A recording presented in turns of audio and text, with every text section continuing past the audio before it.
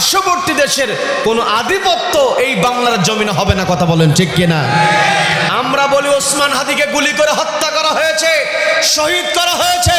শহীদের রক্ত যখন জমিনে পড়ে ওই জমিন তখন উর্বর হয়ে যায়। কথা বলেন ঠিক কিনা? যারা আল্লাহকে ভয় করে তারা হক কথা বলতে গিয়ে নিজের জীবন বিলিয়ে দেয়, গুলির সামনে দাঁড়িয়ে যায়, বিন্দু পরিমাণ ভয় পায় না। তারা একমাত্র পুরস্কার চায় একজনের কাছে, তিনি কে? রব্বুল আলামিন আমাকেও ভালো রেখেছেন। বলি আলহামদুলিল্লাহ।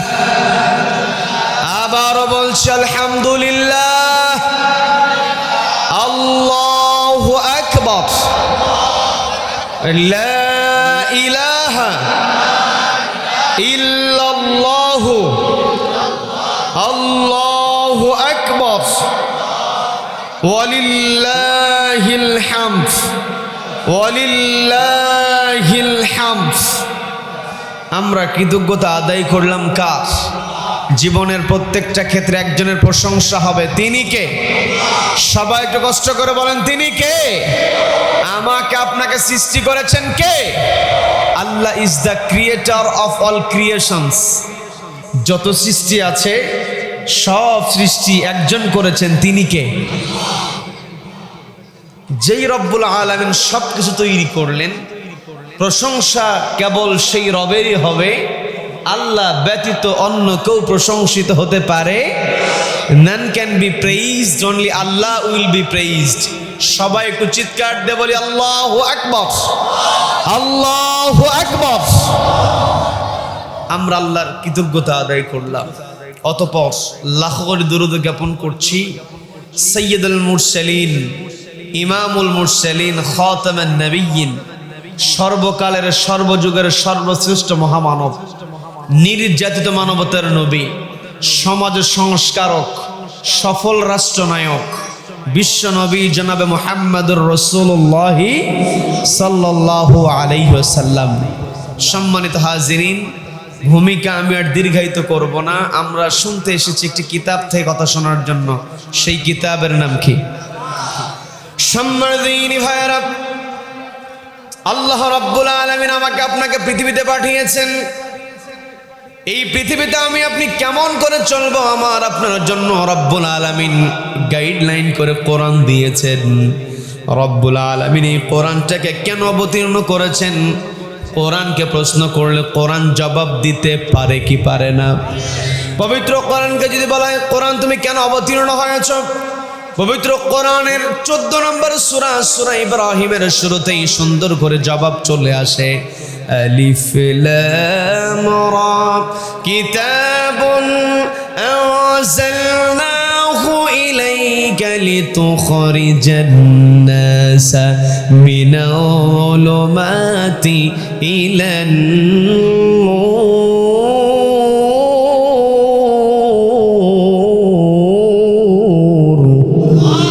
আল্লাহ রাব্বুল আলামিন বলছেন, ওগো নবী, কিতাবুন আনজালনাহু ইলাইক, এই কিতাবটাকে আমি অবতীর্ণ করেছি আপনার উপরে, লিতুখরিজান নাস, যাতে করে আপনি মানুষদেরকে বের করতে পারেন, মিনাল যুলুমাতি ইলান নূর, অন্ধকার থেকে আলোর দিকে। বলেন না সুবহানাল্লাহ। এই পৃথিবীতে একমাত্র আলো হলো আল কোরআন। কথা বলেন ঠিক কিনা? আল্লাহ এই জায়গায় বলেছেন যুলুমাতুন মিনাল যুলুমাতি ইলান নূর। এই জায়গাতে অনেক ওলামায়ে কেরাম আছেন, তারা আমার কথাগুলো সহজেই বুঝে যাবেন। আমি আপনাদেরকে যদি একটু কঠিন কথা বুঝিয়ে দেই, বিরক্ত হবেন নাকি? বিরক্ত হবেন নাকি? আল্লাহ রাব্বুল আলামিন বলেন মিনাজ যুলুমাতি ইলান নূর। যুলুমাতুন শব্দটা হলো যুলমাতুনের বহুবচন, আবার নূর শব্দ হলো একবচন। একবচন নূর, এর বহুবচন হচ্ছে আনোয়ার। দেখবেন এলাকাতে ঘুরলে আনোয়ার নামে মানুষ পাওয়া যায়, আছে না নেই? এই আনোয়ার শব্দটা হলো নূর থেকে এসেছে। আনোয়ার হচ্ছে বহুবচন, নূর হলো একবচন, যুলমাতুন হলো একবচন, যুলমাতুন হলো বহুবচন। রব্বুল আলামিন বলছেন মিনাজ যুলুমাতি ইলান নূর, অর্থাৎ বহু অন্ধকার থেকে রব্বুল আলামিন মানুষকে একমাত্র একটি আলো, সেই আলোর দিকে রব্বুল আলামিন আনবেন একটি কিতাব দিয়ে। সেই কিতাবের নাম কি? যখন কোনো মানুষ ইমানদার হয়ে যায় যখন কোন মানুষ বিশ্বাস স্থাপন করে ফেলে কার উপরে? আল্লাহ বলছেন আল্লাহু ওয়ালিউল্লাযীনা আমানু ইউখরিজুহুম মিনাল যুলুমাতি ইলান নূর।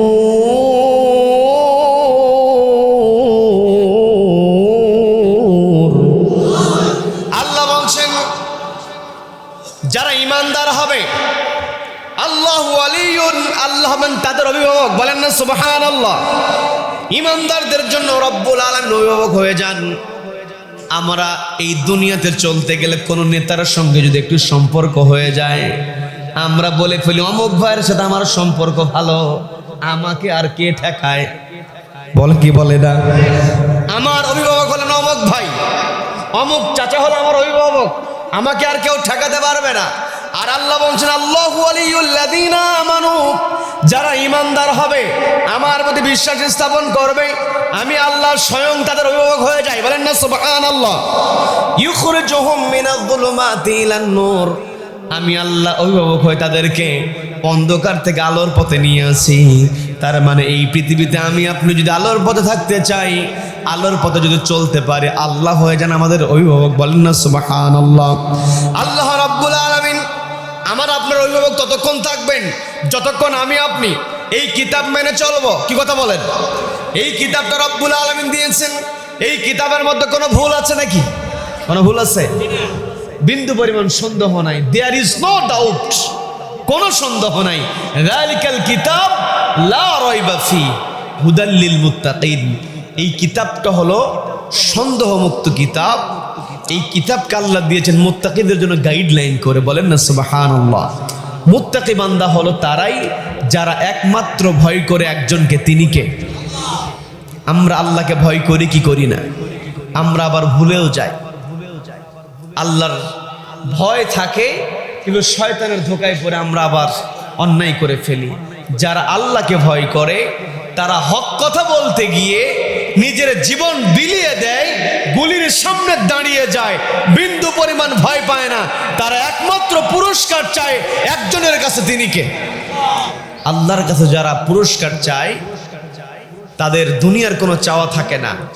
মঞ্চে ওঠার পূর্বে মঞ্চ আমার খারাপ হয়ে গিয়েছে, এমনিতেই দীর্ঘ পথ জার্নি করে সেই ক্লান্তি তো আছেই, কিন্তু স্টেজে ওঠার পূর্বে দেখলাম যুবকদের আইডল, তরুণ যুবক, বয়সে খুব বেশি নয়, 35-এর নিচে যার বয়স, শরীফ ওসমান বিন হাদি, তিনি শহীদ হয়ে গিয়েছেন। ইন্না লিল্লাহি ওয়া ইন্না ইলাইহি রাজিউন। রব্বুল আলামিন তাকে জান্নাতের সর্বোচ্চ উঁচু মাকাম দিয়ে শাহাদাতের মর্যাদা দান করুন। বলে না আমিন। তিনি বয়স তরুণ হলেও তার কথাগুলো এত সুন্দর, এত গোছানো কথা, এবং বিশেষ করে অন্যায়ের বিরুদ্ধে প্রতিবাদী হয়েছেন। তিনি শক্ত কথা বলেছেন। যারা হক কথা বলে তারা জীবন দিতে পরোয়া করে না। কয়েকটা ইন্টারভিউ দেখলাম, ছোট্ট মানুষ বলছে এই পৃথিবীতে আসার পরে আমি যদি পৃথিবীর জন্য কিছু করতেই না পারি তাহলে আমার কি লাভ হলো? এই পৃথিবীতে তো আমরা কেউ থাকতে আসি নাই। কেউ থাকতে এসেছি? আমরা থাকতে আসি নাই, আমরা এসেছি চলে যাওয়ার জন্য। আমরা যে এখনো বেঁচে আছি এটা অনিশ্চিত। কি কথা বলেন? আমরা বেঁচে আছি এটাই অনিশ্চিত। আমাকে আপনাকে মারা যেতে হবে, আমার আপনার জানটাকে কবজ করা হবে, এটাই সুনিশ্চিত। এই সুনিশ্চিত গন্তব্যের জন্য আমাকে আপনাকে কাজ করতে হবে। কি কথা বলেন? যদি কোনো বাধা বিপত্তি আসে সেটাকে ভয় করা যাবে না। একমাত্র প্রতিদান চাইতে হবে, একমাত্র খুশি করতে হবে একজনকে, তিনি কে? তাকে টার্গেট করা হয়েছিল। তিনি ইসলামী সংস্কৃতিকে এগিয়ে নেওয়ার চেষ্টা করছেন, ইনকিলাব মঞ্চ করেছেন। ইসলামী যে কালচারাল, যে মাহফিল, ওয়াজ মাহফিলগুলো, এগুলো আমাদের এই উপমহাদেশের ঐতিহ্য। আগের দিনে পীর সাহেব হুজুরেরা, আপনাদের কুমিল্লাতে অনেক বড় বড় দরবার আছে, পাশেই সোনাকান্দা দরবার, অনেক বড় দরবার, এইরকম মোকামিয়া দরবার, আরো অনেক বড় বড় দরবার আছে। তো এই যে আপনারা ভালো জানবেন, এখানে অনেক মুরব্বীরা আছেন, তারা ভালো বলতে পারবেন। পীর সাহেবেরা আসতেন, মানুষদেরকে এইরকম ধর্মীয় জলসার মধ্যে নিয়ে ধর্মীয় কথাগুলো বলতেন। এগুলো হচ্ছে আমাদের সংস্কৃতি। এই সংস্কৃতির বিরুদ্ধে অনেক মানুষ কথা বলে, আছে না নেই? আছে না নেই? এই শরীফ ওসমান হাদি রাহিমাহুল্লাহ তারা চেয়েছেন এই বাংলাদেশের যেই সংস্কৃতি, এই সংস্কৃতি থেকে যাবে, কোন পার্শ্ববর্তী দেশের কোন আধিপত্য এই বাংলার জমিনে হবে না। কথা বলেন ঠিক কিনা? আমরা বলি ওসমান হাদিকে গুলি করে হত্যা করা হয়েছে, শহীদ করা হয়েছে। শহীদের রক্ত যখন জমিনে পড়ে ওই জমিন তখন উর্বর হয়ে যায়। কথা বলেন ঠিক কিনা? আমাদের হাদি ভাই চলে গিয়েছে, আরেকজন হাদি দাঁড়িয়ে যাবে। কি কথা বলেন? কিয়ামত পর্যন্ত এই বাংলাদেশের ইতিহাসে 24 যেমন আছে, 24-এর কথা যতদিন থাকবে ওসমান হাদিদের নাম থাকবে। কথা বলেন ঠিক কিনা? আমাদেরকে ঐক্যবদ্ধ হতে হবে।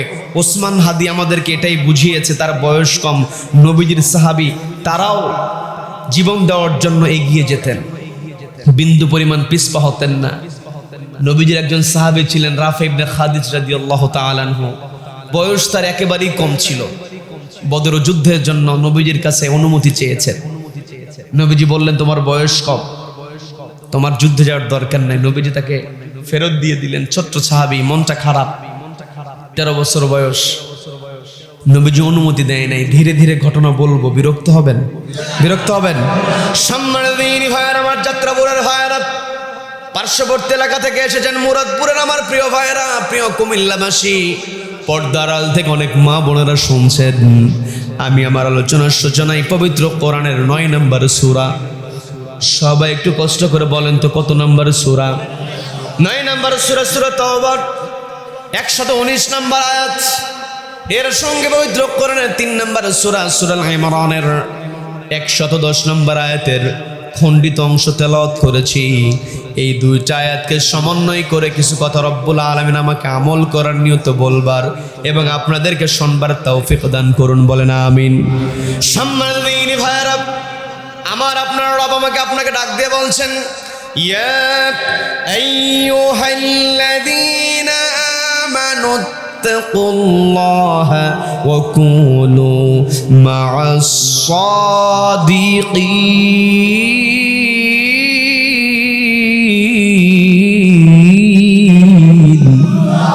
আল্লাহ বলছেন ইয়া আইয়ুহাল্লাযীনা আমানু, যারা ঈমান আনয়ন করেছো।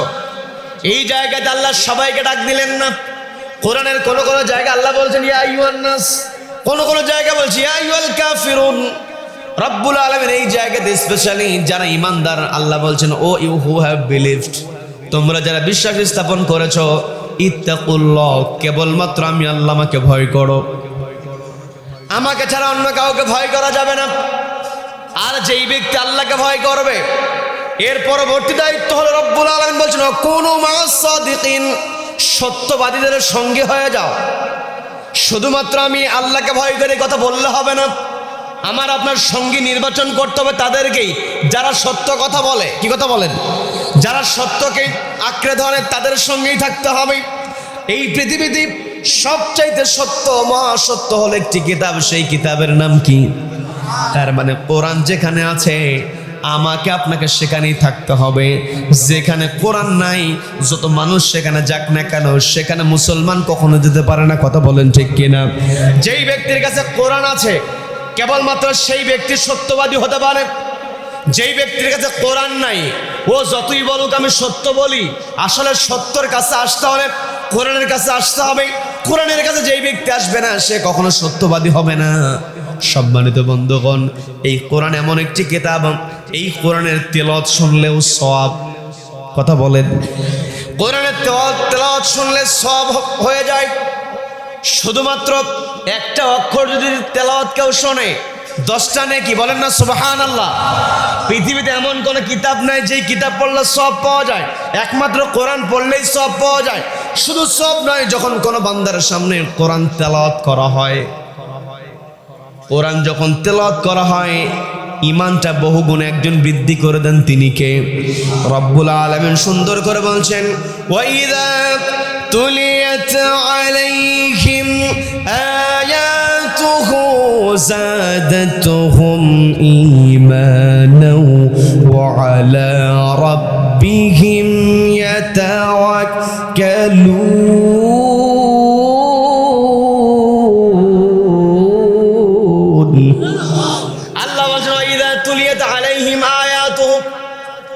যখন মুমিন বান্দার সামনে পবিত্র কোরআন থেকে তেলাওয়াত করা হয় যাদাতুহুম ঈমানা, ঈমানটাকে বহুগুণে বৃদ্ধি করে দেন রব্বুল আলামিন। আর যখন কোনো বান্দার ঈমান বৃদ্ধি পেয়ে যায় ওয়া আলা রাব্বিহিম ইয়াতাওয়াক্কালুন, ওই মুমিন বান্দার জীবনের প্রত্যেকটা ক্ষেত্রে আল্লাহর উপরে ভরসা করে। বলেন না সুবহানাল্লাহ। আমার আপনার ভরসা যদি আল্লাহর উপর বাড়াতে চাই, আমার আপনার সম্পর্ক করতে হবে কোরআনের সঙ্গে। কি কথা বলেন?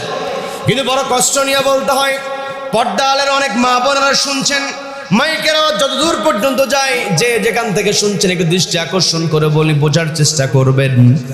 আমার মাইকের আওয়াজ যে ভাই শুনছেন, আমার মাইকের আওয়াজ যেই বোন শুনছেন, একটু বোঝার চেষ্টা করেন। আজকে সমাজের মধ্যে কোরআনের তেলাওয়াত নাই বলে সমাজটাকে দিন দিন অধপতনের দিকে চলে যাচ্ছে। কথা বলেন ঠিক কিনা? আগের দিনে প্রত্যেকটা মুমিনের জীবন শুরু হতো কোরআন তেলাওয়াত দিয়া। এখানে আমার অনেক মুরব্বী বাবাজানেরা বসে আছেন, দাদার বয়সে অনেক মুরব্বীরা এখানে বসে আছেন, তারা বলতে পারবেন আগের দিনে যখন সকালবেলা ওই রাস্তা দিয়ে হেঁটে যাওয়া যেত, তখন প্রত্যেকটা বাড়ির মধ্য থেকে গুনগুন করে কোরআন তেলাওয়াতের আওয়াজ আসতো। কথা বলেন। আজকে কোরআন তেলাওয়াত নাই। আগের দিনে মানুষকে কোরআন পড়তে বললে কোরআন বলতে পারতো অনর্গল, নিজের নাম লিখে দিলে সেটাই পড়তে পারতো না। কি কথা বলেন? নিজের নামটাও ঠিক মতো পড়তে পারতো না, কিন্তু কোরআন খুলে দিলে কোরআন পড়তে পারতো। এখন নিজের নাম পড়তে হয় না। যদি গবেষণা বিজ্ঞানীরা কি আবিষ্কার করেছে এটাও যদি সামনে দেওয়া হয়, রিসার্চ পেপারটাও পড়তে পারে। কি কথা বলেন? ইংরেজি পড়তে পারে, ইংরেজি পড়তে পারে, বাংলা পড়তে পারে। যদি কোনো চিঠি আছে, চিঠি এসেছে ইংরেজিতে লেখা, নিজে পড়তে না পারলে এলাকায় কে পড়তে পারে? তার বাড়িতে দৌড়ায় গিয়ে বলে, দেখো তো আসলে কি লিখেছে। মোবাইলে অনেক সময় মেসেজ চলে আসে, বলে ভাই দেখেন তো কি জন্য মেসেজ দিয়েছে, আমি তো পড়তে পারছি, একটু ভালো করে দেখেন তো। বলে কি বলে না? বলেন বলেন, বলে কি বলে না? এই যে দুনিয়ার ফোন কোম্পানি আমাকে আপনাকে মেসেজ দেয়, ওই মেসেজ বুঝতে না পারলে আমি আপনি পেরেশান হয়ে যাই। যে বোঝে তার কাছে দৌড়ায় যায়। আর আমার আপনার রব আমাকে আপনাকে সৃষ্টি করেছেন শ্রেষ্ঠ সৃষ্টি করে। বলেন না সুবহানাল্লাহ। পৃথিবীর যত সৃষ্টি আছে প্রত্যেকটা সৃষ্টির উপরে আদম সন্তানকে সম্মান দেওয়া হয়েছে। বলেন না সুবহানাল্লাহ।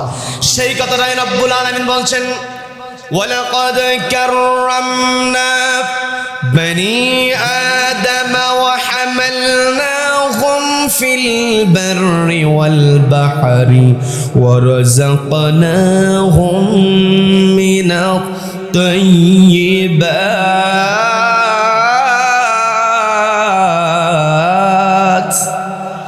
আল্লাহ বলেন, ওয়ালাকাদ কাররামনা বনি আদম, আদম সন্তানকে আমি সম্মানিত করেছি। যেই রব আমাকে আপনাকে সম্মানিত করেছেন, ওই রব আমার আপনার সম্মানকে ধরে রাখার জন্য কোরআন দিয়েছেন। আমাকে আপনাকে রব্বুল আলামিন মেসেজ দিয়েছেন।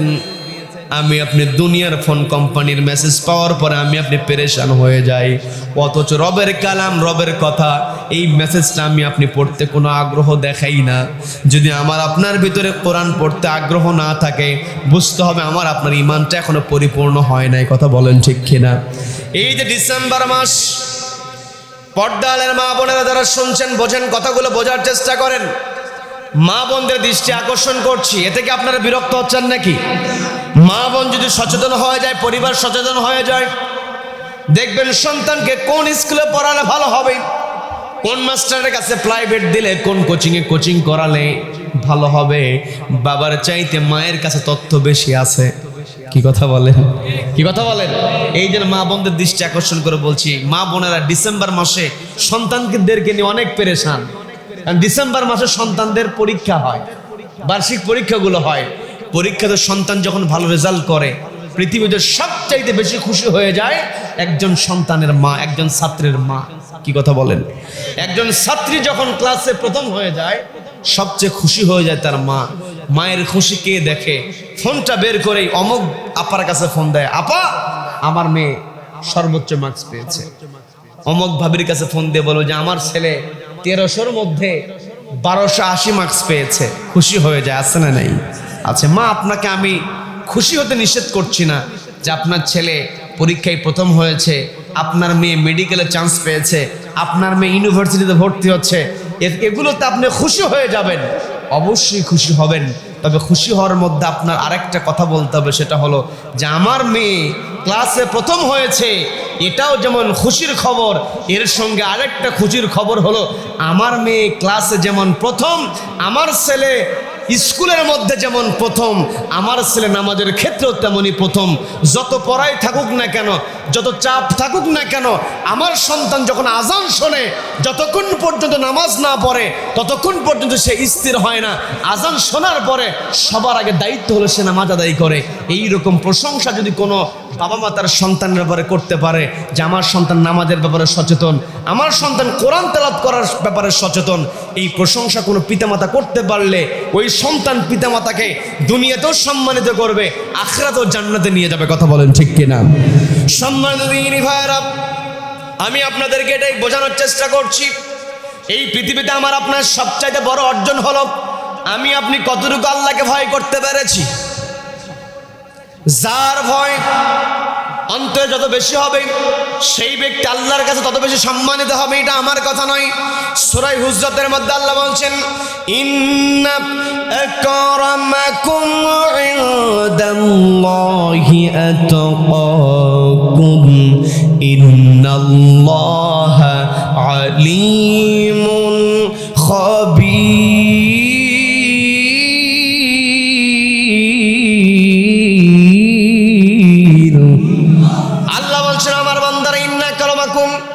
তোমাদের মধ্যে তারাই সম্মানিত আল্লাহ, আমি আল্লাহ আমার কাছে আতকাকুম, যার তাকওয়া যত বেশি। তার মানে আমার আপনার ধন সম্পদ থাকতে পারে, আমার আপনার সুন্দর চেহারা হতে পারে, আমার আপনার মোটা অঙ্কের বেতনের চাকরি হতে পারে, আমি আপনি সফল ব্যবসায়ী হতে পারি, আমি আপনি বড় অফিসার হতে পারি, এগুলোর মূল্যায়ন আল্লাহর কাছে নাই। আল্লাহর কাছে মূল্যায়ন হলো যার অন্তরে আল্লাহর যত বেশি ভয় থাকবে সে তত বেশি সম্মানিত হবে। বেলাল রাদিয়াল্লাহু তাআলা আনহুর নাম আমরা সবাই শুনেছি, বেলাল রাদিয়াল্লাহু তাআলার পরিচয় আমরা সবাই জানি। বেলাল রাদিয়াল্লাহু তাআলা আনহু, তার চেহারা কি খুব সুন্দর ছিল নাকি?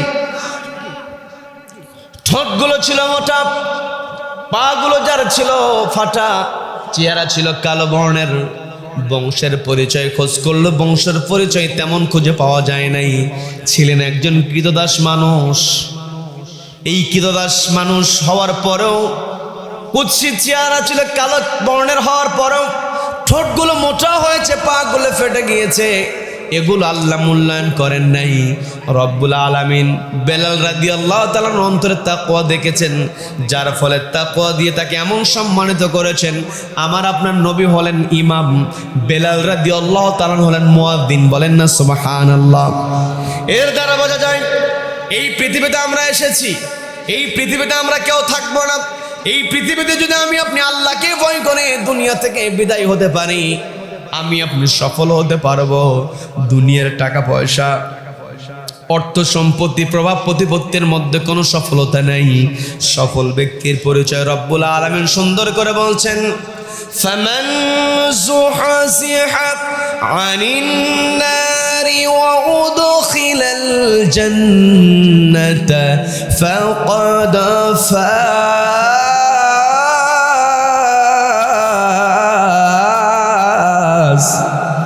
আল্লাহ বলেন, ফামান যুহযিহা আনিন নার, যেই ব্যক্তিকে জাহান্নামের আগুন থেকে দূরে সরিয়ে রাখা হবে, ওয়া উদখিলাল জান্নাহ, এবং জান্নাতে প্রবেশ করানো হবে, ফাকাদ ফাজ, ওই ব্যক্তি হচ্ছে প্রকৃত সফল। বলে দিয়েছেন কে? তার মানে সফলতার মানদণ্ড হলো সেভিং ফ্রম হেল ফায়ার, জাহান্নামের আগুন থেকে নিজেকে বাঁচানো। সফলতার মানদণ্ড হলো এন্টারিং টু দ্য প্যারাডাইস, জান্নাতে প্রবেশের যোগ্যতা অর্জন করা। কি কথা বলেন? কি কথা বলেন? সম্মানিত আমার দিনী ভাইরা, এই পৃথিবীতে আমরা এসেছি, আমরা আল্লাহকে ভয় করব, সত্যবাদীদের সঙ্গী হয়ে যাব।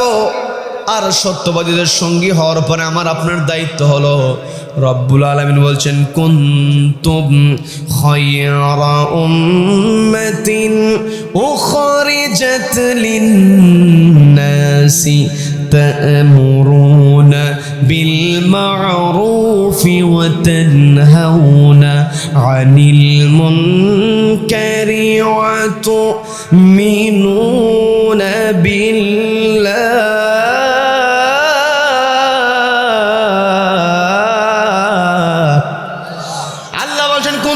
খায়রা উম্মাহ, তোমরা উত্তম জাতি। উখরিজাত লিন্নাস, তোমাদেরকে বের করা হয়েছে মানুষের জন্য। তার মানে আমি আপনি যদি উত্তম হতে চাই, মানুষের জন্য কাজ করতে হবে। বলে দিয়েছেন একজন, তিনি কে? আল্লাহ রাব্বুল আলামিন স্পষ্ট বলছেন, উখরিজাত লিন্নাস, তোমাদেরকে মানুষের জন্য বের করা হয়েছে। মানুষের তরে তোমরা দুইটা কাজ করবে। সবাই কষ্ট করে বলেন তো কয়টা কাজ? এক নাম্বার হলো তা'মুরুনা বিল মা'রুফ, সৎ কাজের আদেশ দেবে। ওয়া তানহাউনা আনিল মুনকার, অসৎ কাজে বাধা প্রদান করবে, অসৎ কাজে নিষেধাজ্ঞা জারি করবে। এই নির্দেশনা একজন দিয়েছেন, তিনি কে? আমার দেশে অসৎ কাজ, মন্দ কাজ, খারাপ কাজ আছে না নাই? চুরি ডাকাতি আছে না নাই? দুর্নীতি আছে না নাই? দুর্নীতি যারা করে তারা কিন্তু সার্টিফিকেটধারী মানুষ। কি কথা বলেন? কলমের খোঁচা দিয়া লক্ষ লক্ষ কোটি কোটি টাকা আত্মসাৎ করে, এমন দুর্নীতিবাজ আছে না নাই? আছে না নাই? আল্লাহ বলছেন ওয়াতানহাউনা আনিল মুনকার, যেখানে অসৎ কাজ দেখবে সেখানে বাধা প্রদান করবে। নবীজিও অসৎ কাজ যেখানে দেখেছেন সেখানে বাধা প্রদান করেছেন। নবীজির দরবারে চুরির বিচার এসেছে, নবীজি শুধুমাত্র দাঁড়িয়ে রেখেছেন তা কিন্তু নয়। নবীজি দাঁড়িয়েও যেমন রেখেছেন, পাগড়িও যেমন পরেছেন, লম্বা জামা যেমন পরেছেন, নবীজি বিচার আচারও করেছেন, সমাজের নেতৃত্বও দিয়েছেন। কথা বলেন ঠিক কিনা? কি কথা বলেন? সম্মানিত ভাইয়েরা, আমার দেশে যে দুর্নীতিগুলো আছে, বড় বড় অফিসাররা কলমের খোঁচা দিয়ে লক্ষ লক্ষ কোটি কোটি টাকা আত্মসাৎ করে। কোরআন স্পষ্ট বলে দিয়েছে, যখন কেউ চুরি করবে, চোর যদি মহিলা হয় আর পুরুষ হয়, আল্লাহ এই জায়গাতে দুই জেন্ডার উল্লেখ করলেন, নারী পুরুষ উভয়কে আল্লাহ উল্লেখ করেছেন। আল্লাহ রাব্বুল আলামিন বলছেন, আস-সারিকু ওয়াস-সারিকাতু ফাকতাউ আইদিয়াহুমা, চোর মহিলা হোক আর পুরুষ হোক, চুরি করেছে প্রমাণিত হয়েছে, হাত কেটে দাও। বলেন আল্লাহু আকবার। আমার দেশে যে সমস্ত দুর্নীতিবাজ অফিসারগুলো কলমের খোঁচা দিয়া লক্ষ লক্ষ কোটি কোটি টাকা আত্মসাৎ করে, এদের শাস্তি দেওয়া হয়, শুধু সাসপেন্ড করা হয়। কি কথা বলেন? সাসপেন্ড করা হয় অথবা ট্রান্সফার করা হয়। মুরাদনগরে দুর্নীতি করেছে, ট্রান্সফার করে নারায়ণগঞ্জে পাঠায় দেয়। কি কথা বলেন? কি কথা বলেন? অপরাধ করেছে, মুরাদনগরে নারায়ণগঞ্জের বন্দর থানায় পাঠায় দিয়েছে। এটাই শাস্তি। শাস্তি এটা হবে না। আজকে আমার দেশে যেই সমস্ত দুর্নীতিবাজেরা দুর্নীতি করছে, ওদের দুর্নীতি প্রমাণিত হওয়ার পরে একটা দুর্নীতিবাজকে যদি ওই সুপ্রিম কোর্টের সামনে কিংবা হাইকোর্টের সামনে কিংবা বাইতুল মুকাররমের সামনে একটা চোরের হাত যদি কেটে দেওয়া হতো, আর ওই দৃশ্য যদি গোটা দেশে সরাসরি সম্প্রচার করা হতো, ওই দৃশ্য দেখে, একটা চোরের হাত কেনার দৃশ্য দেখে দেশের বাকি চোরগুলো এমনিতেই ভালো হয়ে যেত। কথা বলেন ঠিক কিনা? এই কথাগুলো বললেই বলো হুজুরেরা খারাপ। কি কথা বলেন? হুজুরকে দাওয়াত দিলাম, হুজুর কোরআন তেলাওয়াত করবে, হুজুরকে নিয়োগ দিয়েছি, হুজুর নামাজ পড়াবে। কেউ মারা গিয়েছে, জানাজা পড়াবে, নতুন দোকান উদ্বোধন করবো, হুজুর দোয়া করবে। হুজুর আবার বিচারের কথা বলে কেন? আছে না নাই? আছে না নাই? আমার আপনার নবী বিশ্ব নবী জনাবে মুহাম্মদুর রাসূলুল্লাহ সাল্লাল্লাহু আলাইহি ওয়াসাল্লাম, তিনি বিচার করেছেন। আবার কিয়ামতের কঠিন ময়দান, আপনারা কি আমার কথা বিরক্ত হচ্ছেন? কিয়ামতের কঠিন ময়দানে 7 শ্রেণীর মানুষকে আল্লাহ আরশের নিচে জায়গা দিবেন। কয় শ্রেণীর মানুষ? 7 শ্রেণী। সে 7 শ্রেণীর মধ্যে প্রথম নম্বরে আল্লাহ বলেন ইমামুন আদিলুন, ন্যায়পরায়ণ শাসক, ন্যায়পরায়ণ বিচারক, ন্যায়পরায়ণ নেতা। কি কথা বলে? তার মানে ওই আরশের নিচে 1 নম্বরে জায়গা দেওয়ার কথা নবীজি বললেন, ন্যায়পরায়ণ শাসক, ন্যায়পরায়ণ বিচারক। তার মানে ন্যায়পরায়ণ বিচারক হওয়ার জন্য আমাকে আপনাকে কাজ করতে হবে। ন্যায়পরায়ণ বিচারক যেন আমার দেশে বিচার ফয়সালা দেয়, এই পরিবেশ আমাকে আপনাকে কায়েম করতে হবে। কথা বলেন ঠিক কিনা? সম্মানিত দিনী ভাইয়েরা, নবীজি হলেন আমাদের আদর্শ। নবীজিকে আদর্শ বানিয়ে দিয়েছেন একজন, তিনি কে? ফি রাসূলিল্লাহি উসওয়াতুন হাসানাতুন লিমান কানা ইয়ারজুল্লাহা ওয়াল ইয়াওমাল আখির ওয়া যাকারাল্লাহ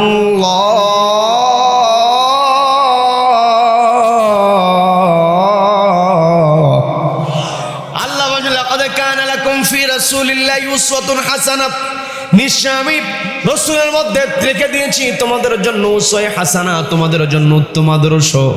তার মানে এই পৃথিবীতে নবীজি হবেন আমাদের আদর্শ। নবীজির জীবনী এমন জীবনী, এই বর্তমান দুনিয়াতে বহু নেতার জীবনী গ্রন্থগুলো কিনতে পাওয়া যায় বাজারে, জীবনী বাজারে কিনতে পাওয়া যায়। যত জীবনী আমি আপনি কালেক্ট করি না কেন, ওই জীবনীতে হয়তো তার বাল্যকালের কিছু সামান্য কথা, চাকরি জীবনের কিছু সামান্য কথা, ছাত্র জীবনের সামান্য কথা, অথবা কোনো আন্দোলন করলে সে আন্দোলনের কিছু কথা উল্লেখ থাকে। কিন্তু আমার আপনার নবীজি এমন নেতা ছিলেন, এমন ইমাম ছিলেন, এমন আদর্শ ছিলেন, যেই নবীজি এমন কোনো বিষয় নাই যেগুলো আজও পৃথিবীতে লিপিবদ্ধ আকারে নাই। বলেন না সুবহানাল্লাহ। হাদিস গ্রন্থগুলোতে নবীজির জীবনে কেমন করে তুলে ধরা হয়েছে, নবীজির টয়লেটে কেমন করে গিয়েছেন, কোন পা দিয়ে ঢুকেছেন, আবার টয়লেট থেকে কোন পা দিয়ে বের হয়েছেন, নবীজি কোন কাত হয়ে ঘুমিয়েছেন, সেগুলো উল্লেখ আছে। বলেন না সুবহানাল্লাহ, বলেন সুবহানাল্লাহ।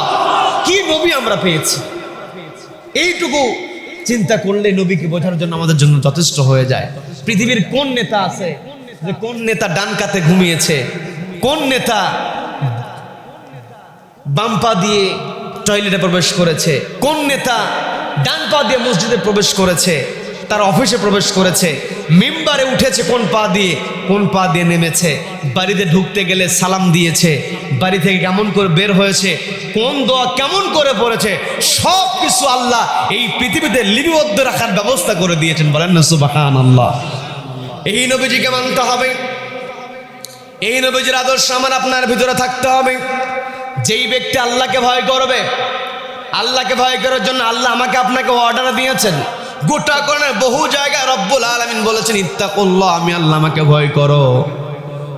রব্বুল আলামিন একই আয়াতের মধ্যে বারবার ইত্তাকুল্লাহ বলেছেন, লিগাদিন ওয়াত্তাকুল্লাহ। আগে বললেন ইয়া আইয়ুহাল্লাযীনা আমানুত্তাকুল্লাহ ওয়াল তানজুর নাফসুম মা কদ্দামাত লিগাদিন ওয়াত্তাকুল্লাহ। একই আয়াতের মধ্যে আল্লাহ দুইবার বললেন আল্লাহকে ভয় করতে হবে। যেই ব্যক্তির মধ্যে আল্লাহর ভয় থাকবে তার এক নাম্বার বৈশিষ্ট্য হবে সে হবে আমানতদার। সে কি হবে? আমানতদার। নবীজি তখন আনুষ্ঠানিকভাবে কোরআন পান নাই, রিসালাতের দায়িত্ব আনুষ্ঠানিকভাবে নবীজিকে দেওয়া হয় নাই। নবীজি তার এমন চরিত্র দিয়ে দিলেন যৌবনকালে, যুবক বয়সে, যে সময় মানুষের কোনো অধিকার ছিল না, জোর যার মুল্লুক তার ছিল, কে কাকে ফাঁকি দিতে পারে, ঠিক ওই কঠিন সময় নবীজি তার এমন আচরণ দিয়ে দিলেন, নবীজিকে তার প্রতিবেশীরা রিসালাত পাওয়ার পূর্বেই একটা উপাধি দিয়েছিল। সেই উপাধির নাম কি?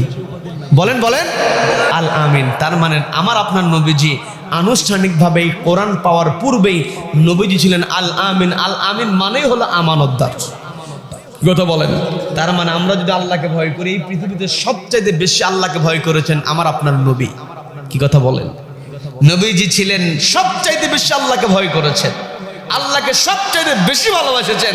আবার আল্লাহ তার সৃষ্টির সবচাইতে বেশি যে সৃষ্টিকে ভালোবেসেছেন তিনিই হলেন বিশ্বনবী জনাবে মুহাম্মদুর রাসূলুল্লাহ সাল্লাল্লাহু আলাইহি ওয়াসাল্লাম। ওই নবীর এক নাম্বার পরিচয় ছিল তিনি ছিলেন আল আমিন, বিশ্বস্ত মানুষ ছিলেন, তিনি ছিলেন আমানতদার। নবীজির আমানতদারিতে কেমন ছিল? যখন হিজরতের রাত্রে আপনাদের জানা ঘটনা, গোটা বাড়ি ঘেরাও করেছে, নবীজিকে হত্যা করে ফেলবে। নবীজি আলী রাদিয়াল্লাহু তাআলাকে ডাক দিয়ে বলছেন, আলী, এই মক্কার লোকেরা আমাকে থাকতে দিল না, আমাকে সহ্য করতে পারে নাই, কিন্তু এই মক্কার লোকেরা তাদের নিজের দলের লোকজনকে বিশ্বাস করে নাই, নিজের গোত্রের লোকজনকে বিশ্বাস করে নাই, কাছের মানুষকে বিশ্বাস করে নাই। আমি আব্দুল্লাহর পুত্র মুহাম্মদ সাল্লাল্লাহু আলাইহি ওয়াসাল্লাম আমাকে বিশ্বাস করে ওদের মূল্যবান জিনিসগুলো আমার কাছে রেখে দিয়েছে। আমি তো আজকে রাতে মক্কা থেকে মদিনায় চলে যাব, এই মূল্যবান জিনিসগুলো তুমি আগামীকালকে প্রত্যেকের ঘরে ঘরে গিয়ে এগুলো পৌঁছায়া দিও। বলেন না সুবহানাল্লাহ। চিন্তা করে দেখেন, আমার আপনার ক্ষেত্রে যদি এমন হতো, এলাকার মানুষ আমাকে আপনাকে এলাকায় থাকতে দিচ্ছে না, এলাকার মানুষের কিছু মূল্যবান যদি সম্পদ আমার আপনার কাছে থাকতো, আমি আপনি চিন্তা করতাম যে এলাকার মানুষ আমাকে এলাকাতেই থাকতে দেয় না, এদের সম্পদ আর কি দিব, ওগুলো নিয়েই ভেগে যেতাম। কি কথা বলেন? কিন্তু আমার আপনার নবীজি বলছেন এলাকার মানুষ আমাকে থাকতে দিক আর না দিক, আমার শত্রু হতে পারে কিন্তু শত্রুর আমানতের খেয়ানত করা যাবে না। বলেন না সুবহানাল্লাহ। নবীজি একবার খায়বার দুর্গ আক্রমণ করলেন, ওই খাইবারের পুরো এরিয়াকে নবীজি ঘেরাও করে ফেললেন। বাহির থেকে কেউ ঢুকতে পারবে না, ভেতর থেকে কেউ বের হতে পারবে না। গোটা এরিয়া নবীজি ঘেরাও করে ফেলেছেন। ওই সময় খাইবারের এক ধনাঢ্য ইহুদির একজন রাখাল ছিল। ছোট্ট একটা ঘটনা আছে, বললে কি বিরক্ত হবেন নাকি? ওই রাখাল সে তো জানে না কেন দুর্গকে আক্রমণ করেছে, কারণ বিভিন্ন দেশের কূটনৈতিকের সঙ্গে কি কি কথা হয় আমরা সাধারণ মানুষ অনেক কিছু জানি না। কি কথা বলেন, কি কথা বলেন? নবীজির সঙ্গে ওই খাইবারের নেতাদের কি কথোপকথন হয়েছে ওই গরিব মানুষ তো জানে না। রাখাল মানুষ, তৎকালীন সময়ে যাদের রাখাল ছিল রাখালদেরকে মূল্যায়ন করা হতো না, বাড়ির কর্মচারীদেরকে কোনো মূল্যায়ন করা হতো না।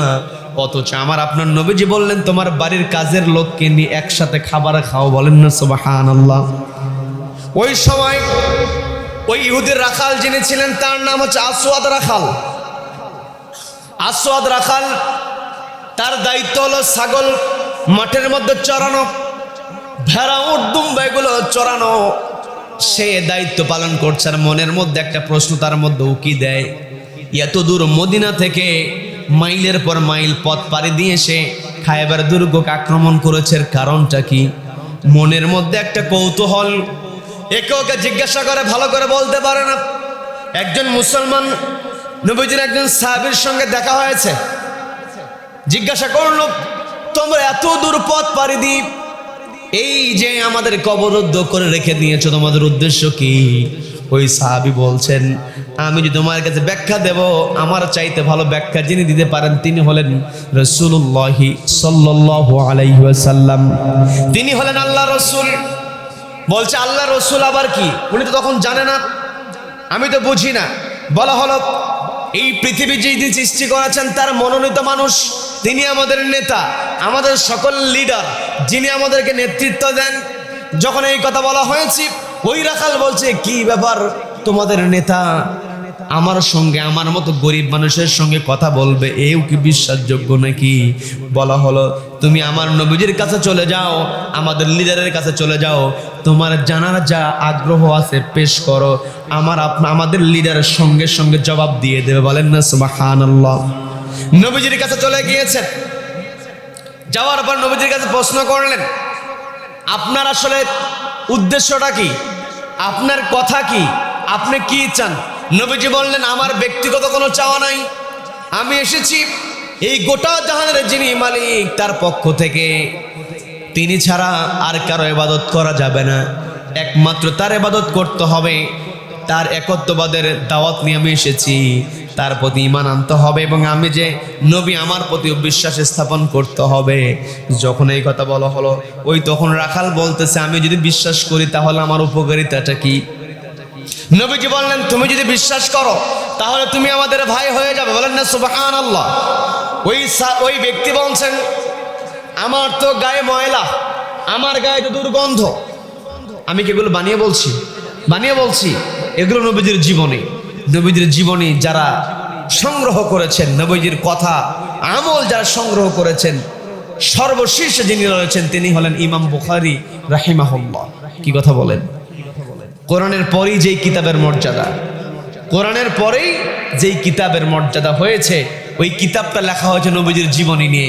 ইমাম বুখারী রাহিমাহুল্লাহ তার নেশা ছিল কোথায় গেলে নবীজির আমল পাওয়া যাবে, নবীজির মুখ নিঃসৃত কথা কার কাছে আছে, তিনি মাইলের পর মাইল পথ অতিক্রম করে যেতেন, বলেন সুবহানাল্লাহ। বাড়ি থেকে দীর্ঘদিনের প্রস্তুতি নিয়ে বের হতেন। তিনি একবার বাড়ি থেকে বের হলেন, দীর্ঘদিনের পথ তাকে বাহিরে থাকতে হবে। আমরা যখন দীর্ঘদিনের পথ কোথাও যাওয়ার চিন্তা করি তখন কিন্তু আমরা মোটামুটি প্রস্তুতি নিয়ে থাকি। দীর্ঘ যদি পথ পাড়ি দিয়ে ধরেন আপনাদের এলাকা থেকে কেউ ঢাকাতে গিয়েছে 5-7 দিন থাকতে হবে, বাড়ি থেকে মোটামুটি অর্থ করে নিয়ে যেতে হয়। কি কথা বলেন? যে 5-7 দিন কেমন করে থাকবে। বর্তমান সময় অবশ্য টাকা না নিলেও চলে, কারণ প্রত্যেকের মোবাইল হচ্ছে একটা করে অ্যাকাউন্ট। কি কথা বলেন? যেখানে থাকুক না কেন, বিকাশ আছে, নগদ আছে, রকেট আছে। কি কথা বলেন? আছে না নাই? কিন্তু তৎকালীন সময় তো এগুলো ছিল না। এখন তো অ্যাকাউন্টেও কোটি কোটি টাকা মুহূর্তের মধ্যে লেনদেন করা যায়। থাকুক সে আমেরিকাতে, থাকুক সে দুবাইয়ে, আপনাদের এদিকে তো অনেক প্রবাসী ভাইয়েরা আছেন, প্রবাস জীবনে থাকে হাজার হাজার মাইল দূরে। বাড়ি থেকে সন্তান বলেছে, বাবা আমার এত টাকা লাগবে ইমার্জেন্সি, বাবাকে বলতে দেরি, মুহূর্তের মধ্যে বাবাকে বাড়িতে বলেছে ও অমুক দোকানে চলে যাও। দোকানে গিয়ে দেখে ও হাজির হয় না, বাবার টাকা পাঠানো শেষ। আছে না নাই? আছে না নাই? বর্তমান সময় এগুলো আছে, কিন্তু আগের দিনে তো এমন ছিল না। আগের দিনে সব কিছু গুছিয়ে বের হতো। ইমাম বুখারী একবার তিনি নিয়ত করলেন, আমাকে দীর্ঘদিনের পথ বাহিরে থাকতে হবে, এই জন্য তিনি বাড়ি থেকে বের হয়েছেন 1000 দিনার নিয়ে। কত দিনার? একটু জোরে বলেন, কত দিনার? আরো জোরে। 1000 দিনার। কম পয়সা নাকি? আগের দিনে হিসাব করলে অনেক পয়সা। 1000 দিনার নিয়ে তিনি বেরিয়েছেন। বেরিয়ে চলতে চলতে তিনি পথের মধ্যে তার নদী পথ পড়ে গেল। নদী পথে যাবেন কিভাবে? নৌযানে চড়েছেন। নৌযানে চড়ার পরে তার পাশের যাত্রী যিনি ছিলেন, পাশে যিনি বসা ছিলেন, তার সঙ্গে গল্প শুরু করেছেন। দেখবেন এই পৃথিবীতে চলতে পথে 3টা জায়গায় মোটামুটি অটোমেটিক সম্পর্ক হয়ে যায়। 3টা জায়গা। একটা হলো হসপিটাল। চেনা নাই জানা নাই, সকালবেলাও যাদেরকে কোনোদিন দেখা হয় নাই, হসপিটালে 2 জন ভর্তি হয়েছে, 2টা রোগী পাশাপাশি, এমন সম্পর্ক হয়েছে এই রোগীর লোক ওই রোগীর জন্য মনে হয় জান দিয়ে দেবে, এমন সেবা করে। এমন ঘটনা আছে না নেই? পাশের বেডের রোগীর লোক তার পাশের বেডের রোগীর সঙ্গে এমন ভালো আচরণ দিয়েছে, নিজের রক্তের চাইতে ভালো সম্পর্ক হয়ে যায়। এমন ঘটনা আছে না নেই? আছে। হসপিটালে ভালো সম্পর্ক হয়। আবার যাত্রা পথে আপনাদের বাড়ি থেকে বের হয়েছেন, আপনাদের কোম্পানিগঞ্জ থেকে ঢাকার বাসে চললেন, মিনিমাম 2-3 ঘন্টার সময় লেগে যায়। এখন পাশের যাত্রী অপরিচিত ভাই, কথা বলতে বলতে এমন সম্পর্ক হয়ে যায়, ঢাকায় নামার পরে বলো, ভাই আপনার সঙ্গে এত সুন্দর সম্পর্ক হলো, আমার বাসা তো কাছেই আছে, অন্তত দুপুরবেলা আমার বাসায় খেয়ে আপনি আপনার কাজে যান। এমন ঘটনা আছে না নেই? তার মানে যাত্রা পথে মানুষের সম্পর্ক। আরেকটা সম্পর্ক হয়, সেটা হলো জেলখানায়। কি কথা বলেন? এখানে জেলখানা অনেক মানুষ এই এলাকায় আছে। কি কথা বলেন? আছে না নাই? জেলখানায় সম্পর্ক আছে না নাই? জেলখানায় রাষ্ট্রে জেলখানা থাকবে। আমার আপনার নবীজি তিনিও তো রাষ্ট্রনায়ক ছিলেন। কি কথা বলেন? ওমর রাদিয়াল্লাহু তাআলা আনহু তারা দেশ পরিচালনা করেছেন। আল্লাহ আমাকে আপনাকে দায়িত্ব দিয়েছেন, তা'মুরুনা বিল মা'রুফ, সৎ কাজের আদেশ দাও, ওয়া তানহাউনা আনিল মুনকার, অসৎ কাজে বাধা প্রদান করো। তো কাউকে যদি সৎ কাজের আদেশ দেওয়া হয়, আদেশ যদি ও না মানে, ওর শাস্তির দরকার আছে না নাই? আবার কেউ যদি খারাপ কাজ করে ফেলে, তারও শাস্তির দরকার আছে না নাই? শাস্তি দিতে হলে জেলখানার প্রয়োজন। জেলখানা তৈরি হবে খারাপ মানুষ থাকার জন্য না ভালো মানুষ থাকার জন্য? বলেন বলেন, ভালো মানুষ না খারাপ মানুষ? তো ভালো মানুষও জেলখানায় থাকে। কি কথা বলেন? জেলখানায় ভালো মানুষ তখনই থাকে যখন জালিম শাসন করে। কি কথা বলেন? জেলখানায় ভালো মানুষ থাকা মানেই জালিম বাহিরে শাসন করা, আর জেলখানায় খারাপ মানুষ থাকা মানেই হলো ন্যায় বিচারক বাহিরে শাসন করা। কথা বলেন ঠিক কিনা? এই বাংলাদেশে নতুন করে আবার ভালো মানুষ জেলখানায় যাক, এইরকম পরিবেশ আমরা চাই। এরকম পরিবেশ আমরা চাই। এই যে ওসমান হাদিরা রক্ত দিয়েছে, আমার দেশে যে ডাইনি মহিলাটা বসেছিল দীর্ঘদিন, আমি অত কথা বলবো না, ওদেরকে নিয়ে কথা বলার সময়ও আমাদের নাই। এক রাতে কোরআন বলতে গেলে 2 ঘন্টায় আর কতটুকু বলা যায়? কি কথা বলেন? পৃথিবীর যত পানি আছে, পৃথিবীর 3 ভাগের 2 ভাগই তো পানি। সমস্ত পানি যদি কালি হয়ে যায়, আর আল্লাহর কালামের ব্যাখ্যা লেখা শুরু হলে সব পানি নামক কালি শেষ হয়ে যাবে, আল্লাহর কালামের ব্যাখ্যা শেষ হবে না। বলেন না সুবহানাল্লাহ, বলেন না সুবহানাল্লাহ। তার মানে আল্লাহর কালামের ব্যাখ্যা করতেই কুল পাওয়া যায় না। এই ডাইনিদের নিয়ে কত আর কথা বলবো। তবে এক্সাম্পল দেওয়ার ক্ষেত্রে বলতে হয়, এই পৃথিবীতে যারা বাড়াবাড়ি করবে, যারা বাড়াবাড়ি করবে, এদের চূড়ান্ত একটা সময় আছে। ওই কোরআনের পাখি প্যারেডের ময়দানে বলেছিলেন, এমন একটা সময় আসবে ইঁদুরের গর্তও খুঁজে পাবে না। ঠিকই সেই পরিণতি হয়েছে। কি কথা বলেছেন? সঠিক কথা তিনি বলেছেন। তিনি এমনও কথা বলেছিলেন যে গোড়ায় ঝাঁকি দেবে, মামুয়ারি দিল্লিতে গিয়ে পড়বা। ঠিকই পড়েছে। কি কথা বলেন? সম্মানিত ভাইয়েরা, এই দেশটা হচ্ছে সোনার বাংলাদেশ। শুধু মুখে বললে হবে না, এই সোনার বাংলাদেশকে গড়ে তুলতে হবে। কি কথা বলেন? কোন শাসক আমাদের উপরে জুলুম করুক, এটা আমরা চাই না। এই জন্য আমাদের শাসক হতে হবে সৎ শাসক। কি কথা বলেন? ন্যায় বিচারক, ন্যায়বান, নীতিবান, আদর্শবান মানুষের নেতৃত্বে আমরা থাকতে চাই। এই দেশটাকে সুন্দর করে সাজাতে হবে। এই দেশটাকে সুন্দর করে সাজাতে হলে আমাকে আপনাকে সৎ কাজের আদেশ দিতে হবে, অসৎ কাজে বাধা প্রদান করতে হবে। তুমিনুনা বিল্লাহ, ঈমান আনতে হবে একজনের উপরে। তিনি কে? সবাইকে বলতে হবে তিনি কে? আল্লাহর প্রতি যখন ঈমান থাকবে, ঈমানদার যখন শাসন করবে, ঈমানদার কারো পরিচয় দেখবে না। নবী যেমন পরিচয় দেখেন নাই, নবীজি মর্যাদা দিয়েছেন। আবার দেখবেন ন্যায়পরায়ণ শাসক যেখানে আছে, যে ধর্মেরই হোক, সেই ধর্মের লোক শান্তিতে বসবাস করে। কথা বলেন ঠিক কিনা? সম্মানিত বন্ধুগণ, আমি যে কথা বলতে নিয়েছিলাম, ইমাম বুখারী তার পাশে থাকা মানুষের সঙ্গে কথা বলা শুরু করে দিয়েছেন। গল্প করছেন, গল্প করতে করতে একটা পর্যায়ে তাকে বলা হলো, আপনি তো দীর্ঘদিন বাহিরে থাকবেন, আপনার খরচের যোগান কে দেবে? যখন প্রশ্ন করা হয়েছে, সহজ সরল মানুষ সরল স্বীকারোক্তি দিয়ে বলছে, আমি বাড়ি থেকে বের হওয়ার সময় 1000 দিনার আমার সঙ্গে নিয়ে বের হয়েছি। প্রশ্ন করা হলো, আপনার কাছে 1000 দিনার আছে? তিনি সহজ সরল মনে বলে ফেললেন, আমার কাছে 1000 দিনার আছে।